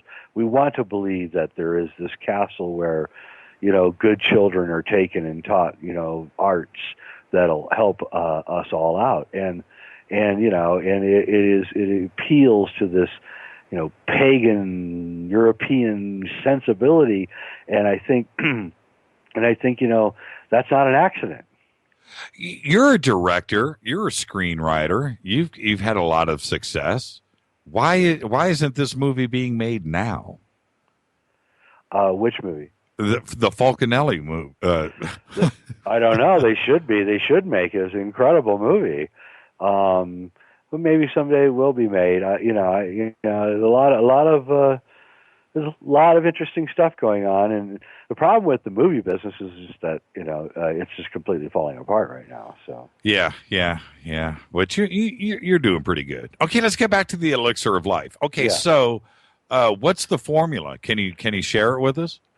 Baking soda. No, I don't know. I can't tell you the actual formula, but I can tell you that that what it must do, what it does is it must, the elixir of life, what it does is I think it changes your electromagnetic body, and I can't tell you how, but what I think it does is I think that you have a field, a charge. Everybody does. All living things have an electromagnetic field. And you have an electromagnetic field, and it's shaped like an egg around you. In fact, in my new movie, Last Avatar, I actually show you the light body or the etheric body, and with special effects. It's a climax of the movie. And so you have this electric body, your chakras running down your spine are the inside of this electromagnetic field. It comes down through the top of your head, comes out the base of your spine, goes all the way around your body like a donut. And this electromagnetic body is in everything and everybody. It can be measured. And your health is decided by the coherence of the spin of that electromagnetic body. And as you fall into dis-ease, that spin consistency becomes incoherent. As you age, it becomes incoherent. As the spine starts to calcify, the spin dynamics begin to change rapidly, and then eventually the electromagnetic field is so cattywampus that it begins to collapse. And when it collapses, it unfolds on itself and you die.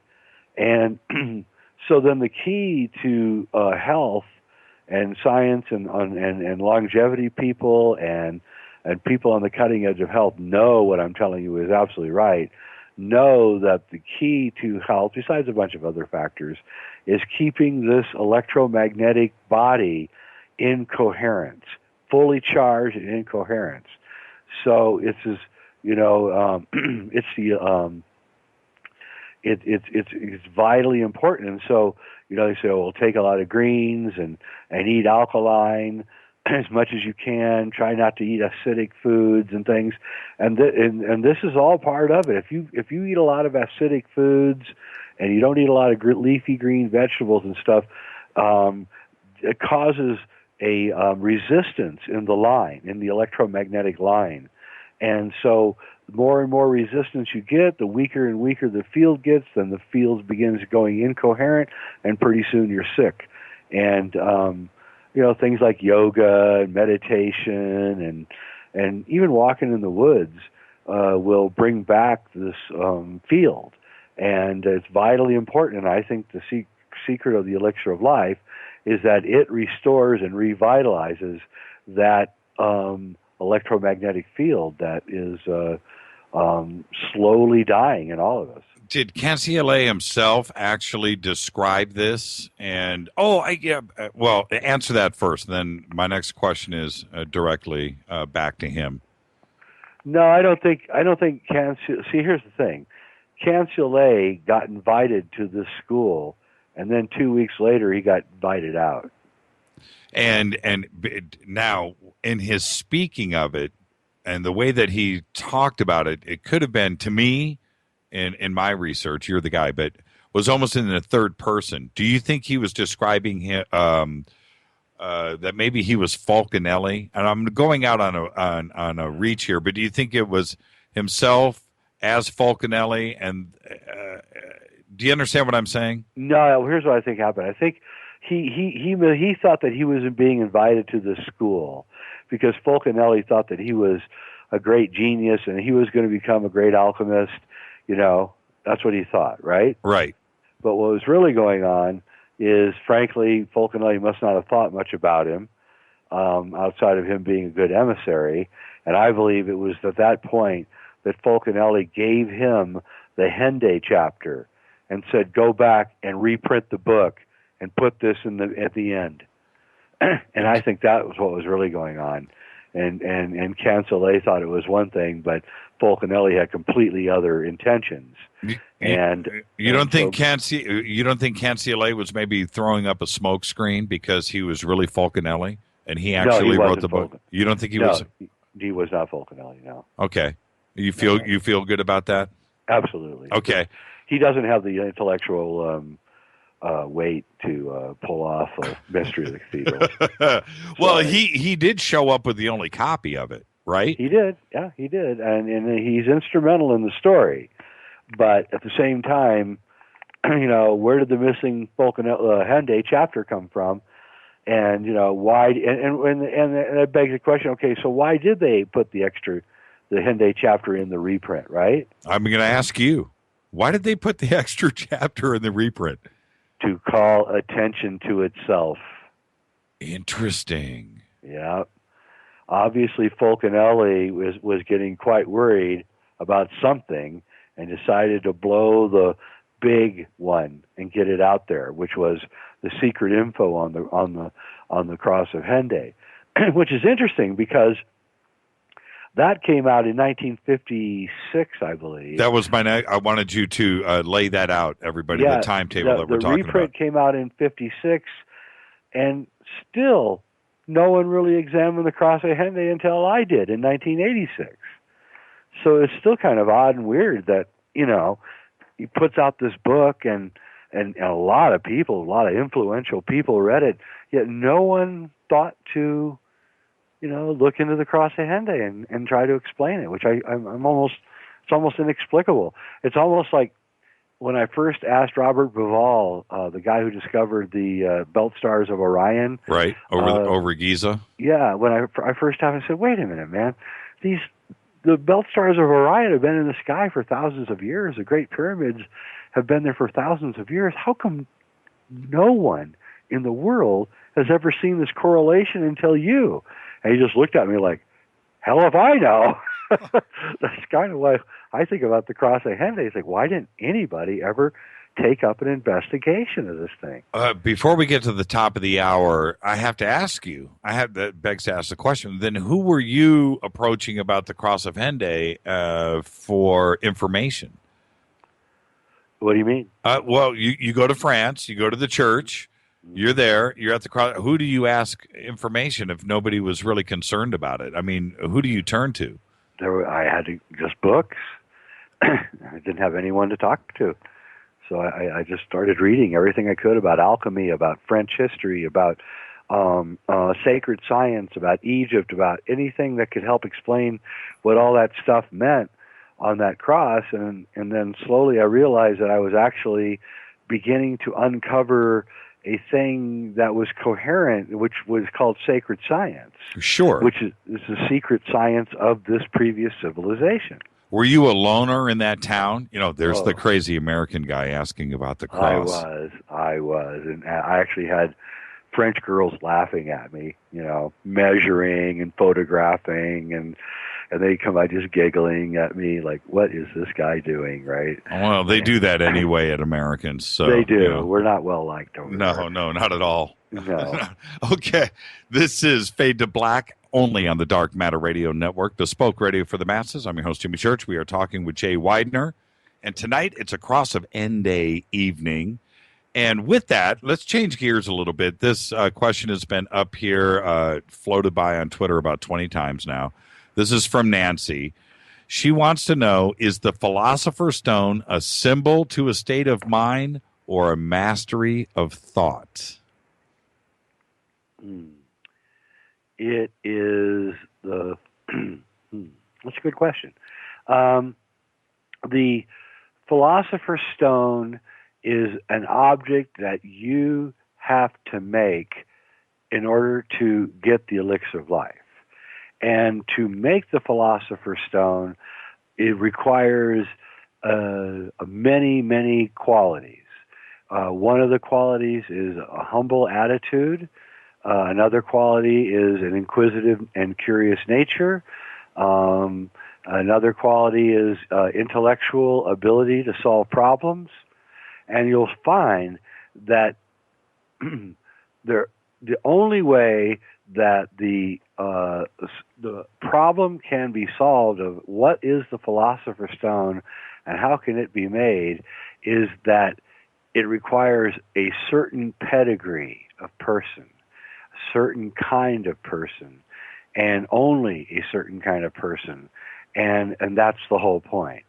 So, you know, if your quest is to turn lead into gold, well, you're going to be running around chasing your tail for the rest of your life because it's never going to do that. That's a trick to get rid of the materialists so we don't have to deal with them. So if you're low-ended materialist and all you want is a bunch of gold, then you have now been sidetracked. And we don't need you bothering us anymore because we're after the real thing, which is, you know, a spiritualized way of looking at the universe, non-material. Just what we were talking about would happen if the elixir actually got invented. Right. It would change. It would bring about a golden age, and that's what we want. And so, since alchemists are not living in a golden age, they seek to create a little mini golden age within their own purview. And so in the dark ages that we live in, we have to keep quiet. Whereas in the old days, they freely gave away the Philosopher's Stone. And there's legends of it, of you know, people walking down the street and giving it to everybody. Paracelsus, the great alchemist who was probably murdered so that his stone was stolen from him, would walk into hospitals and empty them.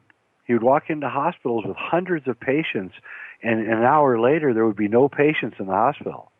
And he would walk up to every bed and say, "Please open your mouth and stick out your tongue," and then he would, you know, sprinkle this white powder that he had in a pouch onto their tongue, and then they were up and running, and, you know, an hour later. And, you know, the doctors were furious with him because he was taking away their livelihood. And they probably murdered him, actually.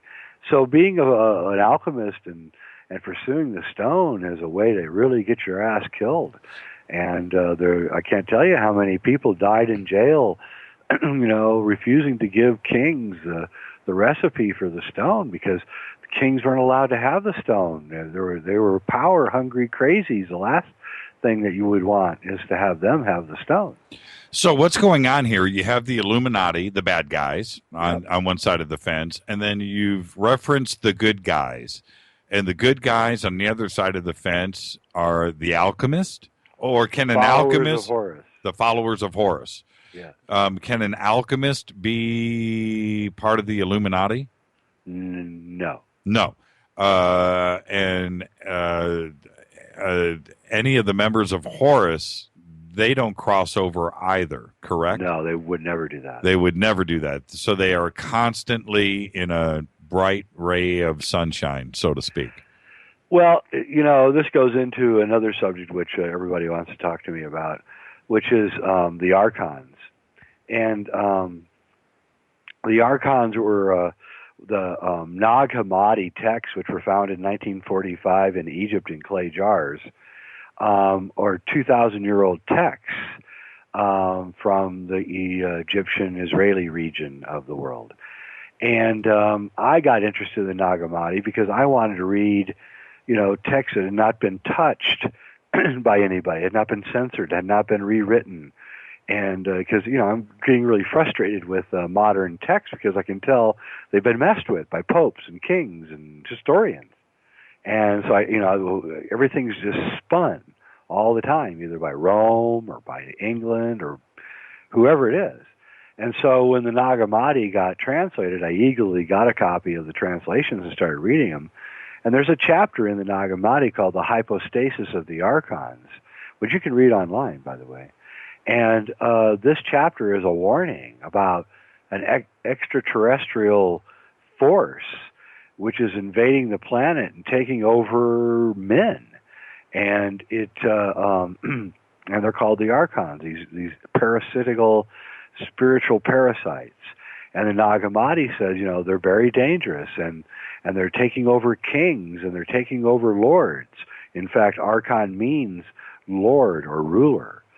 And as if this parasitical race targeted the ruling class to take them over, which is what they're really saying. Interesting. And I believe that that's who these infiltrators were. I believe that the secret society knew about the Archons, and it had devised ways to keep them out of their ranks.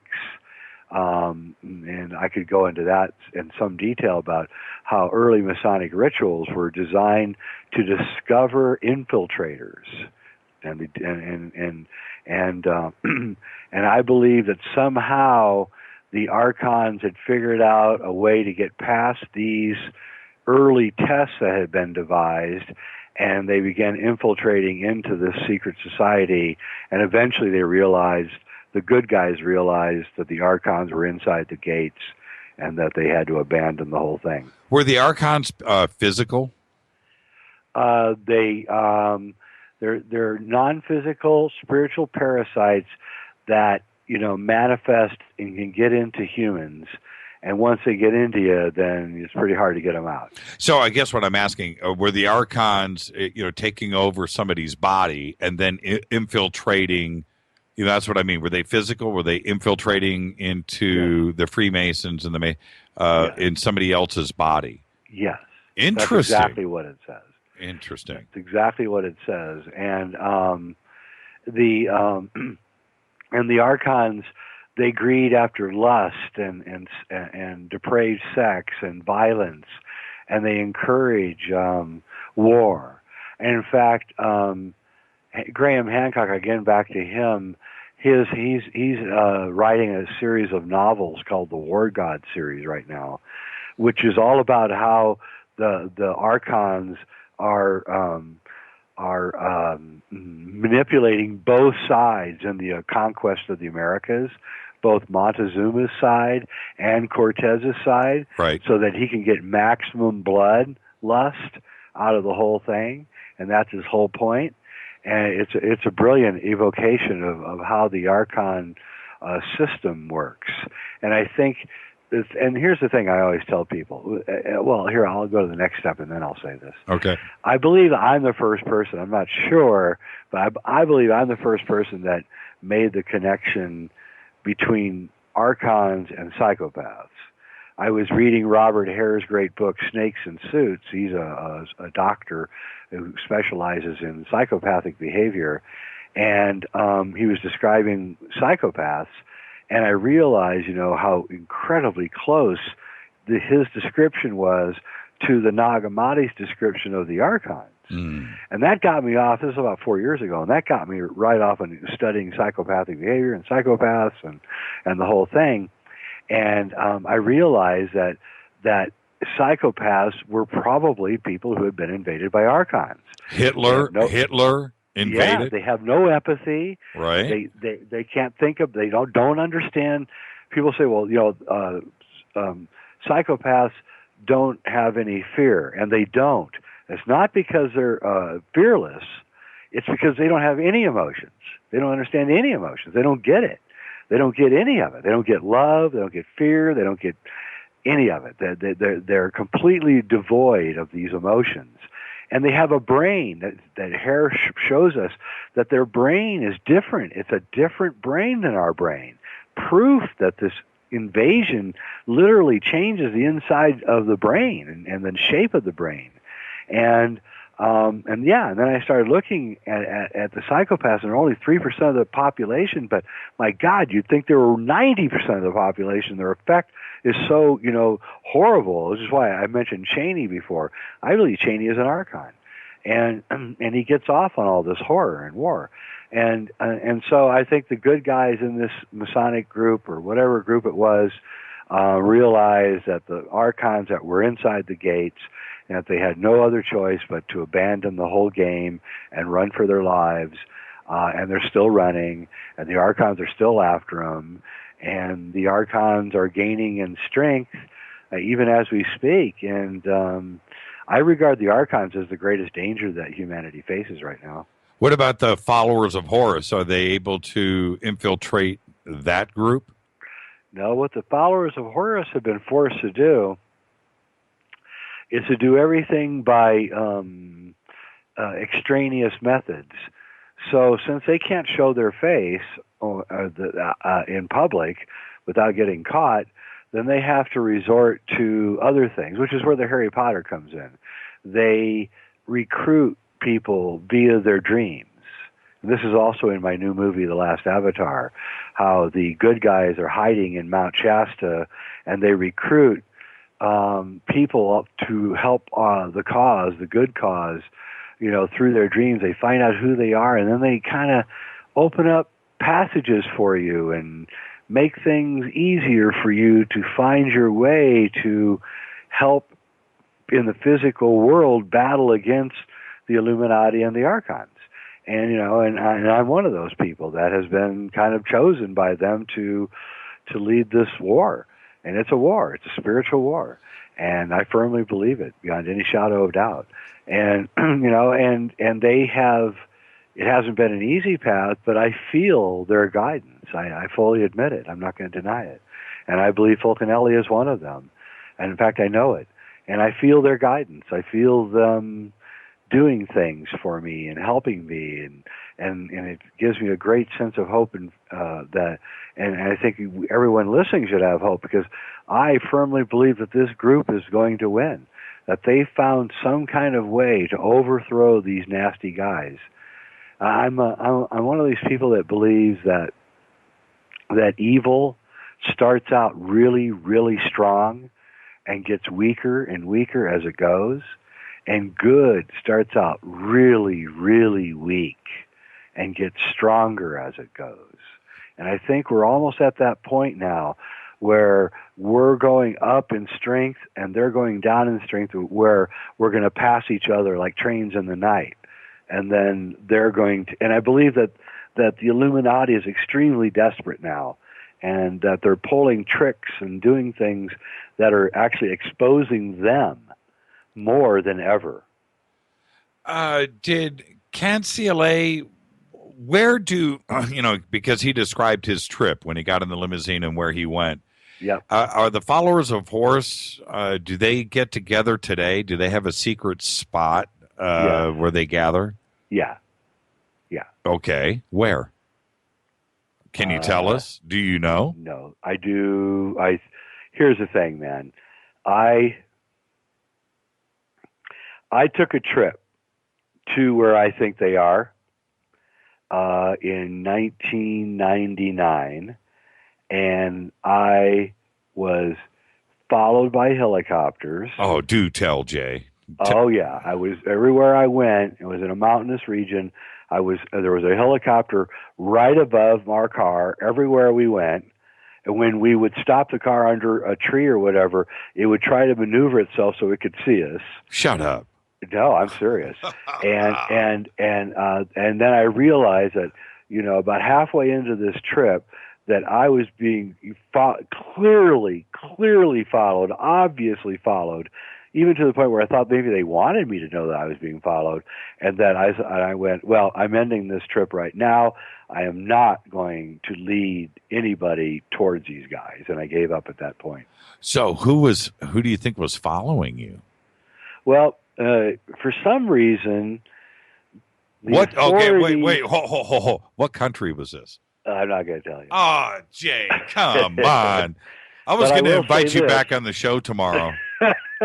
The authorities in this country, I didn't realize it at the time, but I got on the internet after this incident, and I started looking it up, and I realized that at the time that anybody that was even remotely talking about alchemy in this country was being pursued by their version of the CIA. And I mean, seriously. Oh, okay, so it wasn't the United States. Okay, so it wasn't the United States. So obviously it's Europe.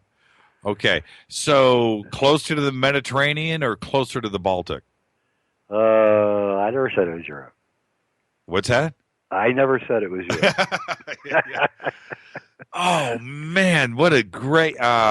will you tell me off the air? I might, yeah. Okay. I promise not to tell anybody. Okay, no, I just wanted to be the person that leads to any sort of persecution of these people who are really, really trying to help the human race. This question comes in from Cortana. Oh, by the way, I want you to say this out loud. Say, "Happy birthday, Cortana." Happy birthday, Cortana. There you go. She says, "How can you tell if you're being influenced by either the followers of Horus or Archons?" Oh, that's easy. Your heart will tell you. I mean, I know that sounds kind of crazy, but you will know. You will know. It will be a warm grace that will fill your soul when they come. When the Archons come, it's just manipulation and cold, hard greed. Are the Archons looking for somebody in power, or could it just be anybody? No. You have to be a special person. They're looking for weak people who maybe even are 90% asleep, and then people who are prone to anger or issues like that. A sudden, I don't know. I've had it happen to me where somebody has flipped me off on the highway when they were in the wrong, and I got so friggin' angry. I don't do this anymore, but where I literally wanted to kill them. Right? That's how the Archons get you right there in that moment where you are letting something turn you into another thing. And if you keep that up, they will get in there, and then you're done. But generally, Archons are looking for weak people. There was I'm trying to remember her name. Yeah. Who was Tom Cruise's first wife, the redheaded actress?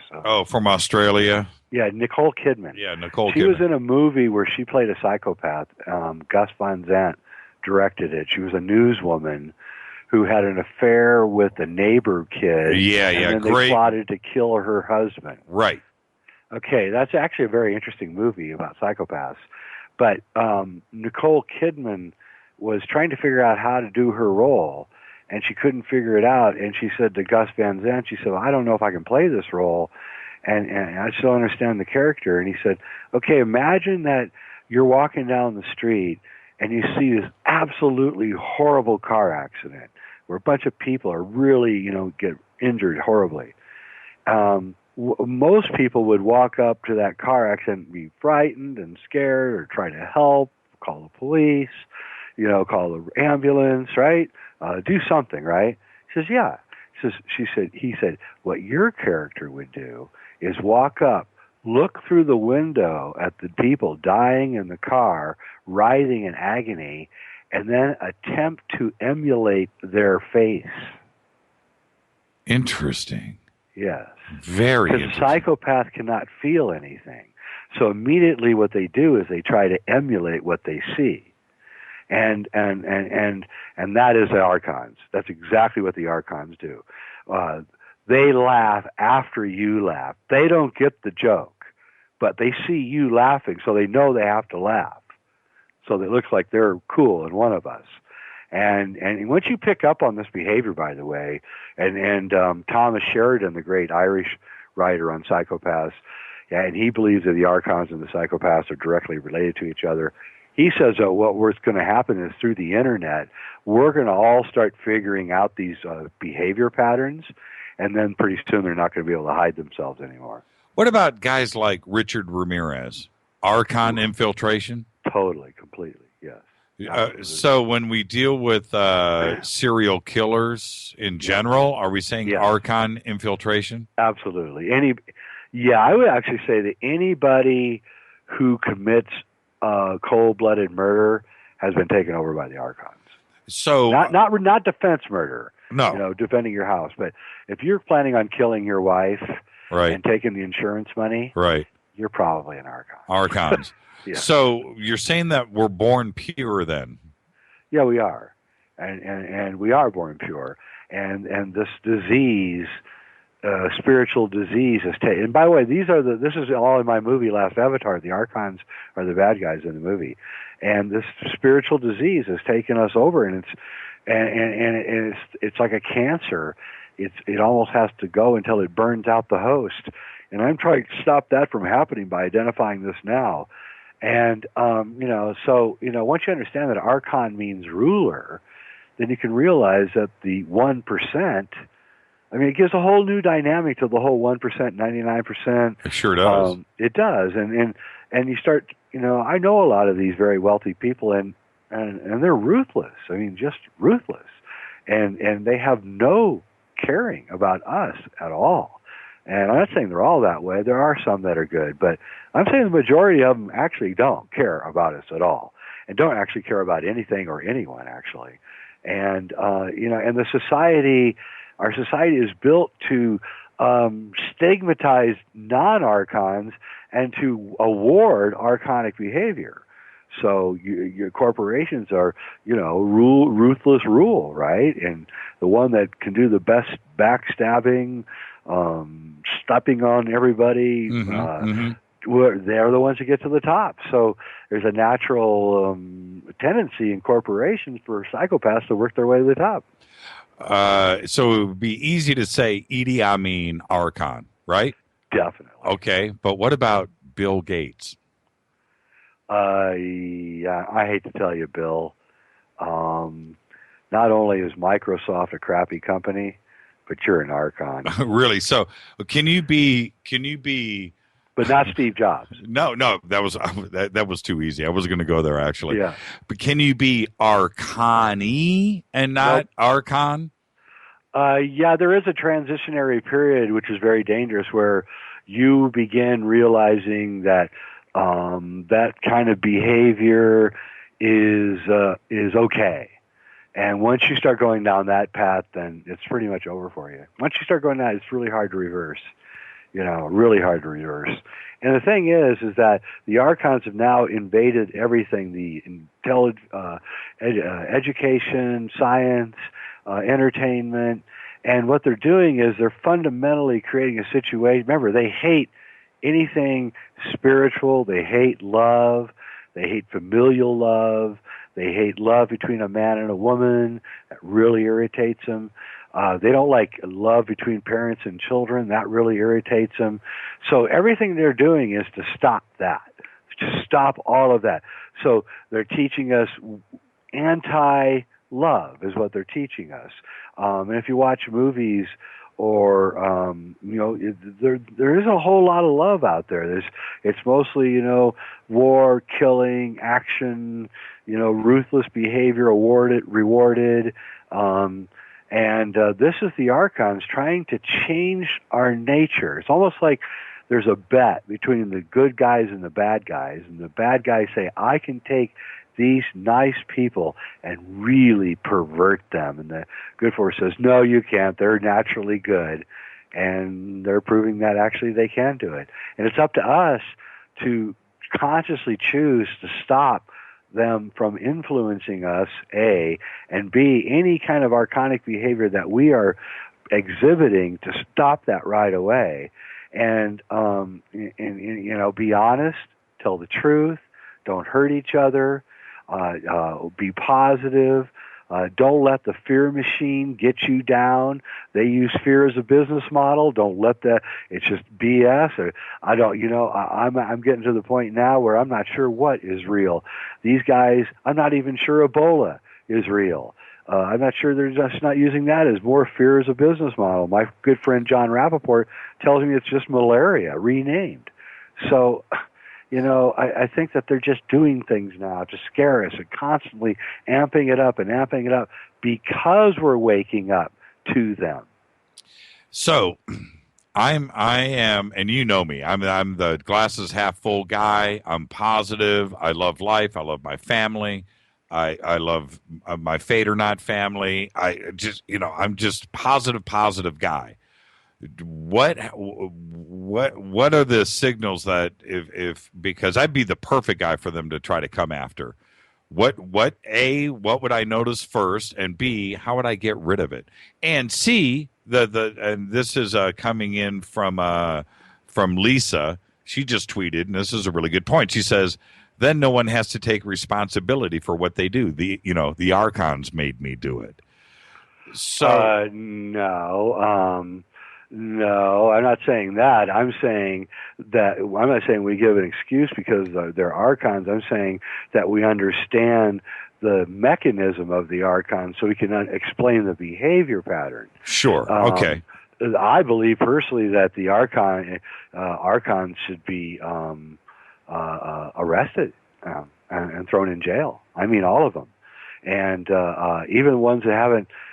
I just, what we have to do is we have to isolate them, and we have to create systems that are, the Archons created the systems that we're living under. And so we have to create alternative systems. They created the banking system. They created Hollywood. They created all these systems, and they did it to control us. And so what we need to do is wake up to all this and then get out from underneath those systems. And in fact, undo those systems and get around those systems. And that's easy.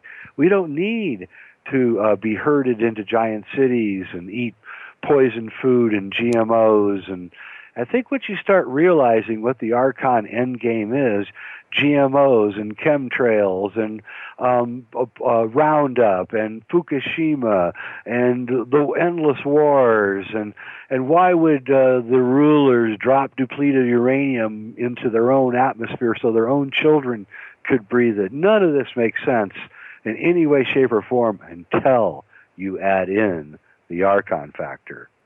Where we started to talk about this earlier, and now's probably a good time to actually, let me do this first. This is Fade to Black on the Dark Matter Radio Network, bespoke radio for the masses. I'm your host, Jimmy Church. We are speaking with author, filmmaker, Hermetic scholar, Jay Weidner. Jay, we started to talk about the origins of the Archons earlier, and you were saying that in the Gnostic texts, that in the Gospels, that they were saying off-world ET. Is that? Yeah, that's right. Yeah, supposedly they came from Saturn, the area of Saturn. And that's in the Gnostic Gospel? Yep. They actually say Saturn? Yep. Why do we not know about it? Why am I hearing about this now first on this show? I don't know. Probably for the same reason why the religion that taught about the Archons, the Gnostic religion, was the second biggest religion on earth 2,000 years ago. But if you go and take a course in religious history at any college in this country, you won't even hear jack crap about the Gnostics. They've been wiped out of history. Every single Gnostic religion was killed and murdered and destroyed. And you have to ask yourself, well, who's doing this? And say, well, okay, these guys are saying that a group called the Archons are invading and we have to stop them. And then they all get killed. Everybody that says it gets whacked all through history. In fact, now there's only one small group of Gnostics left, and they're called the Yesudis, and they're being pursued by ISIS in Iraq. Right. Oh, what were the odds? I love saying that on this show because we always seem to find something really cool on the show. What were the odds of those clay jars being dug up in Egypt? What were the odds of that? And would we have really known anything about the Gnostic religion if that hadn't happened? It would have just disappeared into history. $1 million question. Yeah. Absolutely. If this isn't proof of the followers of Horus, I don't know what is. Okay? So the only thing that we would have ever known about the Archons is found in these clay jars right at the end of World War II. Best thing yet, though, these clay jars are not, these manuscripts and these leather manuscripts are not found by the CIA and taken and hidden, next to the Ark of the Covenant in the big warehouse somewhere. Nope.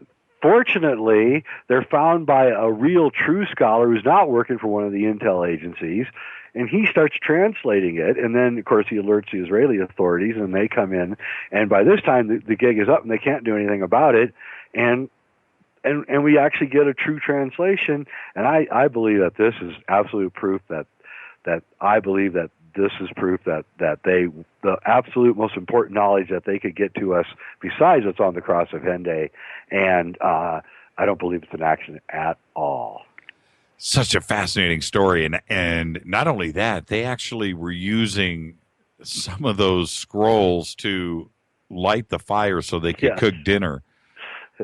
Yes, that was probably the most important part of the Nag Hammadi. Yeah, right. Got burned up. Yeah, I know, it's sad. But, anyway, we got enough, and we got the hypostasis of the Archons, which, is probably one of the most astonishing, reads there is. Now, I want to jump back really quick. Jesus, Britannia, 15 AD, any reference to that with Fulcanelli, and what is the connection also with Christianity and Fulcanelli and the alchemist? And well, let's start there. Well, it's pretty clear from what I have read that early Christianity was Gnostic. It was a rebellion against the Archons. I believe that Jesus, when he overturned the bankers at the temple, that was his death. He got marked for death. When he kicked the money changers out of the temple, that was it. He was kicking the Archons out of the sacred temple that they had taken over. He was so outraged by what he saw. And I believe that he was in an open war against the Archons, identifying them, clearly saying that they worshipped a demon god and that his was the only true God because his God was the God of love.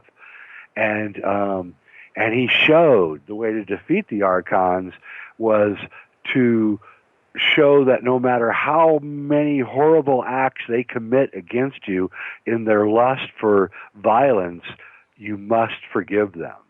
And I believe that is the real story behind Jesus. He wasn't the Son of God. He was saying that we are all the sons and daughters of God, which is exactly the antithesis of what the Archons were teaching, which is that you had to have a priest class and you had the special things that you had to do in order to get into God's favor, and Jesus was clearly preaching against this. Now, the Rome was the center of the Archons, for sure, and I believe that they saw the Gnostics who were preaching this Gnosticism from city to city as a direct threat to their empire, which it was. And so they began persecuting these early Christians, and then they hijacked the religion in 300 at the Council of Nicaea, and turned it into imperial Christianity, and the rest is history. Story of Jesus is really taken out and redone.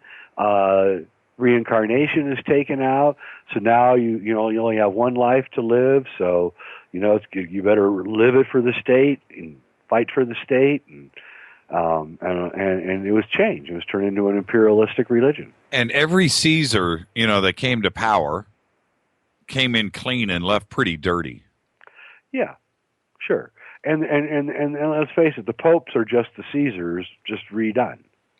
Excuse me? The popes are just the Caesars with new names. Direct all email to j@fulcanelli.com. Oh, man. Oh, okay. That just threw me for a loop. Where was I going next? Well, that's what the great science fiction writer Philip K. Dick, he said that Rome never ended. Yes. They just switched names. Yes. And that, exactly. This is where I was going. I'm sorry. I don't mean to get sideways here. This comes in from Nancy Nurse. She says, what are Jay's thought about Planet Nibiru in 2016? Not much. Okay, you don't go there? I just don't. I don't buy it. The whole mechanics of a planet coming through the solar system like that would wreak so much havoc that I think what Nibiru is it's the mistranslation of the Sumerian story of this comet that came through and broke up. That's what I think, because this comet was as huge as a planet. It was gigantic. Well, one of the things that I brought up, look, I haven't read this anywhere, but this is just kind of like the way my brain works. But when we look at our solar system and the debris that we have in orbit, that is, we're protected by Jupiter, through Jupiter, and certainly said that gravitational pull, could that have been Nibiru? And could it have actually been blown apart and destroyed? And that is Nibiru. Yeah, I don't know if that was Nibiru, but it was definitely a planet that was destroyed. What happened is, from what I understand, is I got led into a very, very wealthy man's Masonic library, and for about 4 years I could read any of his books, and I got into some pretty arcane material. And from what I was told, humans came to this solar system from the Sirius system, which is 8.7 light years away from us. And we came here on giant hollowed out asteroids. We lived on the inside, and to protect us from radiation. And we came here and we conquered 3 worlds. Whatever planet that was, some people call it Marduk, Mars, and Earth. We conquered 3 worlds, and we were all living here very happily. And then one day a war broke out between Marduk and Earth. And Earth had the superior technology and blew Marduk into a million pieces. That shattered Mars, blew its atmosphere away. Those people living there became refugees. Marduk had an ocean world. It was an ocean world like Earth. It had an ocean world, and all of those oceans immediately froze, turning into comets, which is where the comets come from. That circle the Oort cloud. Those all came from this exploding ocean, and every once in a while, like when I think it was about a year and a half ago, a bunch of in Australia, a bunch of fish fell from the sky. Mm-hmm. They were still alive. I think that's the comet, a small comet that instantly froze when the planet blew up. It still had fish in it. And it's been floating around in space for a few 100,000 years, and finally it melted in the atmosphere of the Earth, and the fish unfroze and came alive again. Is that yours? Is that yours? Yeah, that's where that's me explaining claws of frogs and fishes and all those things. Is they're caught in these little comets that froze when that planet exploded. Genius. Well, thank you. Good stuff. Yeah. This question just came in from Renee via email. She says, Edgar Cayce, and I want you to be honest with this, okay? You ready? Yeah. Edgar Cayce said that in a future time of environmental destruction, that the Four Corners area would be among the safe areas in the U.S. for long-time survival. Is that why you moved to Colorado? No, I moved to Colorado because I got a job here. But I do believe that there's some truth to that. And here's why. Because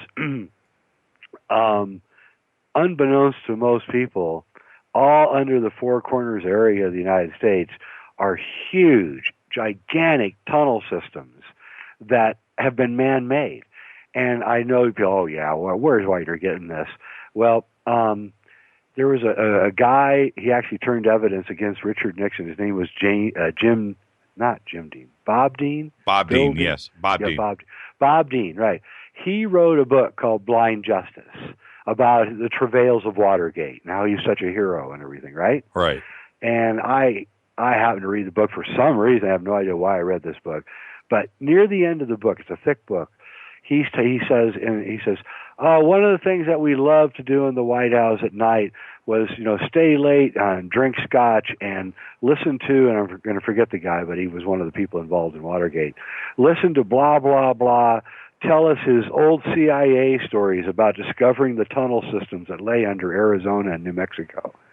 And this is in a legitimately published book. Really? And so I began kind of investigating this tunnel system, and it's there. It's all over the place. Remember the Taos hum about 10 years ago, 15 years ago? People in Taos? Yep. Well, that was them constructing and refurbishing this tunnel system. And so, yeah, I think that there's the Hopi who live in that area say that they had to go underground to get away from the catastrophe. And they stayed underground for a really long period of time, and then they came out finally and became the Hopi. Was it the Hopi that wrote about the ant people? Yeah, the ant people are the people that live underground. Right. And they come out at night, and the Hopi warriors have to kill them. I can't think of, I don't know exactly when you were on the show last. Were you on the show before the discovery of the Malibu underwater base? I think I was. It was right before that got discovered, yeah. Okay. Do you think that the Malibu underwater base is an entrance to tunnel systems in your research? I do. Absolutely, I do. Interesting. I would bet you that the U.S. Navy is using that thing there. Well, we're going to find out. We've got a trip planned out there. We're getting really close. I would love to scuba dive down there and look at that thing. Well, that would be impossible. Yeah, when we first released the data on that, we had when we very first started talking about it, we had incorrect data on the depth. We were using all the available data that we had access to, but it turns out that the depth, we thought that the depth was about 2,000 feet, 1,600 feet to 2,000 feet to the top of the plateau, and then the roof itself is 500 feet thick. So, but now our depth data and depth chart and topography is showing us that it's about 150 feet or 50 meters underneath the surface of the water, but the thickness of the roof of the entrance is still about 500 feet, which means no scuba diving. You could barely get to, in low tide, in scuba diving, you could probably get 150 feet down. You could probably make it to the top of it. You wouldn't be able to see anyway. No, that would be it. Yeah, and it would be black. Maybe we can get James Cameron to lend us that bathysphere that he built. Yeah, he doesn't have it anymore. Well, he has it, but it's been bastardized for parts. Oh. Yeah, so according to his people, that thing is never going to operate again. It's completely bastardized. Too bad. Yeah, we reached out to him first off. I just got this email from Demian, and this is what he says. I want your reaction to this. He says, Is the Philosopher's Stone, in the Philosopher's Stone, there are two ways to make one, and I'm not at liberty to elaborate on those methods. Yeah. They are both blasphemous to true alchemists, and they don't necessarily prevent aging as much as allow you to body hop to a child you create. Okay. Yeah. There's several kinds of alchemy. That's one kind. That's actually the profane alchemy, what he's describing. When he continues, he says, they are in use today by those you can imagine who have so corrupted themselves that they continue to do so out of fear of judgment in the higher dimensions upon their soul. Well, you have a very intelligent audience. That's what the Illuminati is using. That's the alchemy that's the only alchemy they can use, is elite bodies. So, but that's profane. That's considered completely profane. I'm sure that's what caused the break when the white hats discovered that the black hats were body switching. Mm-hmm. That's when they decided that they had to end this relationship right away. You hit the nail on the head. This audience, I mean, seriously, they make me proud. There's actually a really good book, by the way, that talks about that body switching. It's a novel called The Red Lion. It's a really good book about that. The Red Lion. Yep. Let me get this tweeted. Okay, somebody tweet The Red Lion, and I want those links to come back to me because I will eventually forget. So, The Red Lion. Okay, so what are you doing now? I wanted to take phone calls tonight. I knew this was going to end up happening. I apologize to everybody. While Jay is telling us about what he's doing now and what's in the future over the next few minutes, if one phone call comes in, I will let one lucky fade or not ask Jay a question. 323-825-5045. One call. That's it. Jay, what are you doing now? I know you're. Tell us about part 3 of Kubrick's Odyssey. Where you are in that. Let's start there, and then we'll wrap things up. All right. So I have my new movie, The Last Avatar, which is what Shasta used to be called Shasta, but now it's called The Last Avatar. It's being released in Boulder, Colorado, on December 6th for 12 showings. Really? Preview. Yeah. Really? I didn't know about this. Yeah, I'll send you a link to it. And, okay. And let's see, what else? I know my fans are going crazy about Kubrick's Odyssey 3, the third part of my trilogy on Stanley Kubrick. Unfortunately, I have a deal with my distribution company that I can't put films out right next to each other, and that the next film I have to put out is The Last Avatar. So, I have to keep putting my Kubrick's Odyssey 3 on the back burner, which I know irritates everybody. But the good news is that a lot of really good information is coming in, which is going to make it even better than ever. So it's going to be killer, and you guys are just going to love it. And then I'm planning on doing another feature film right after this called The Controllers, which is about aliens and alien abduction and crypto-terrestrials, which I believe have been sharing the planet with us for the last few thousand years.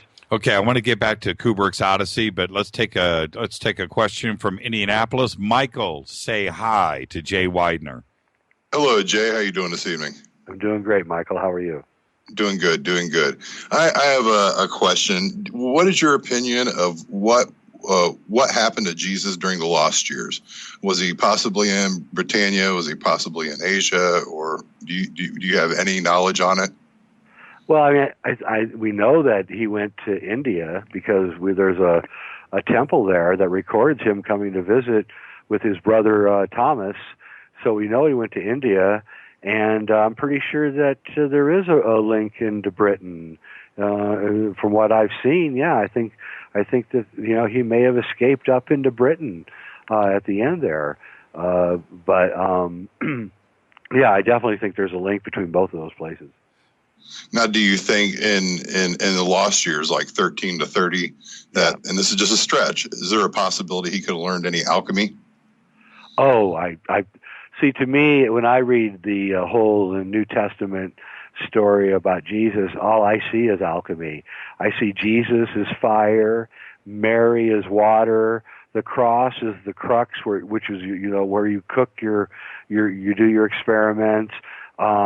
He lays in the tomb in the darkness for 3 days, and he's resurrected. Exactly what they say happens to you after you drink the elixir of life. And he lives forever after that. So I think the whole story is about alchemy, actually. Last question. Do you think Yeah, go ahead. In the lost years, do you think that's where he learned it? I think he went to India and learned alchemy there, and then he went to England and created a school that would preserve that knowledge, and then he went back to fight the Archons, and they killed him. Thank you, sir. Thank you, Michael. Great phone call.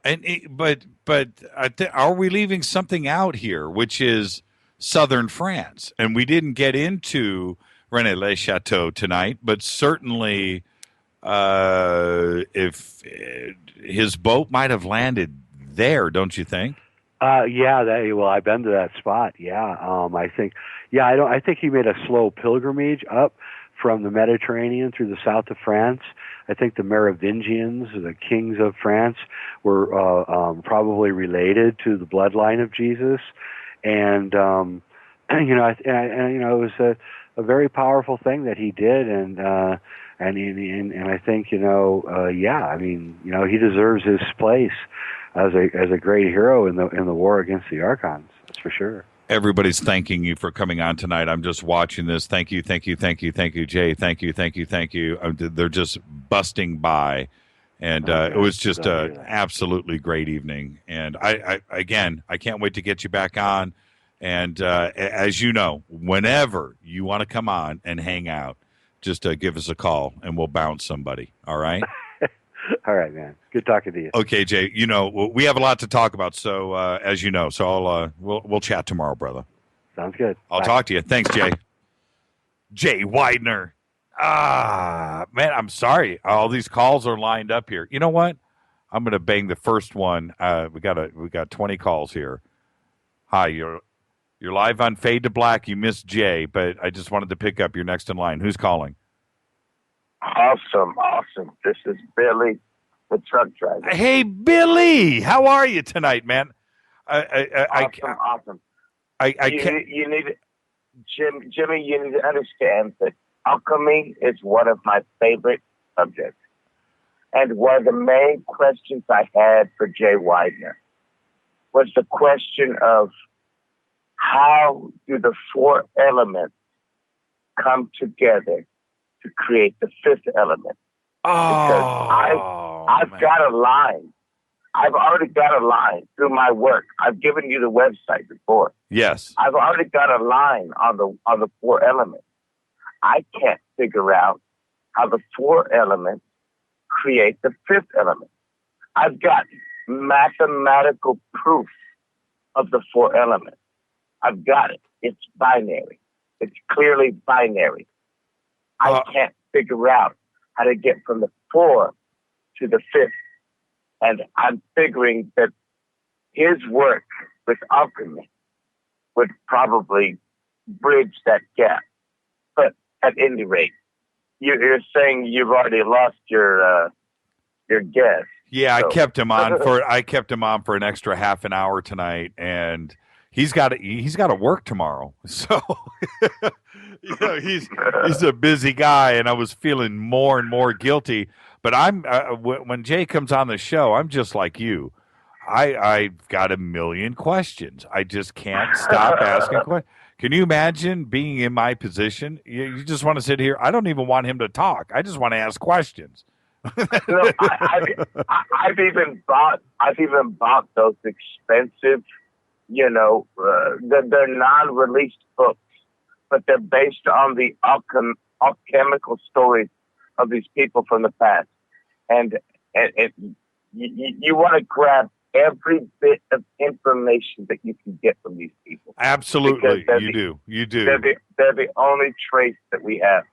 And you're a really smart guy, Billy, and thank you for the phone call. As you know, I will forward this question to Jay, and I'll get an answer for you, and I'll have it on the show tomorrow night. How's that? Well, that's great, but I guess I should probably correspond with him myself, because it's not enough to simply say, hey, this guy's asking about 4 elements into the 5th. I've got to actually speak with this person, because I've got mathematical evidence. Okay. Well, you could of that correlation. Yeah, So, and jweidner.com, and his email's right there, brother.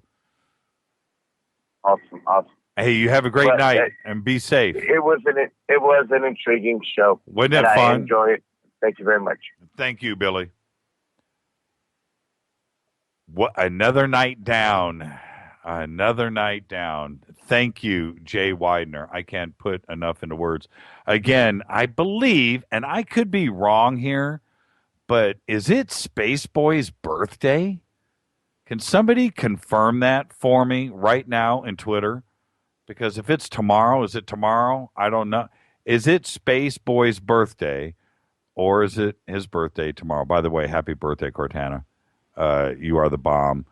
And thank you, for everybody, for all the great questions tonight. I'm looking up on Twitter. Yes, as of this moment, I have 1,154 notifications that I have to go back and read after the show. You know what that means. So tomorrow night, listen, tomorrow night, one of the most important things, and we're coming right on the heels of the subjects of tonight's show. Tomorrow night, Reverend Michael Carter will be here. That's right. You know who Michael Carter is? Tomorrow night, ETs and the Bible. Tomorrow night, Tuesday, ET and the Bible. He's a contactee. He's got his experiences. He's a reverend. He is a very smart guy. You've seen him on Ancient Aliens, and just a very, very, very, very cool guy. I talked to him all day today. I cannot wait to get him on the show tomorrow. Really looking forward to that. And then what are we doing on, somebody help me out here. Wednesday is, Dennis Stone, America's Stonehenge. How cool is that? What a good week we've got coming up. Thank you, Jay Weidner. You are the man. Not enough time in the day when you come on the show. Thank you so much. Can't wait to get you back on for part 3. Stay tuned. Coming up next is The Unexplained. Special thanks to Keith Rowland and Art Bell. Fade to Black's executive producers, Rita Kamarian. Shows produced by Hilton J. Palm and Mark D. Kovar. Announcers are Steve Harder, Gene Vito, and Mark D. Kovar. Fady by Dale. Graphics by Method. Special thanks to Les Johnson III. Music is this guy, Doug Aldrich. Intro by Space Boy. Fade to Black is produced by KJCR for the Dark Matter Radio Network. I'm your host, Jimmy Church. I want everybody to be safe, behave. See ya.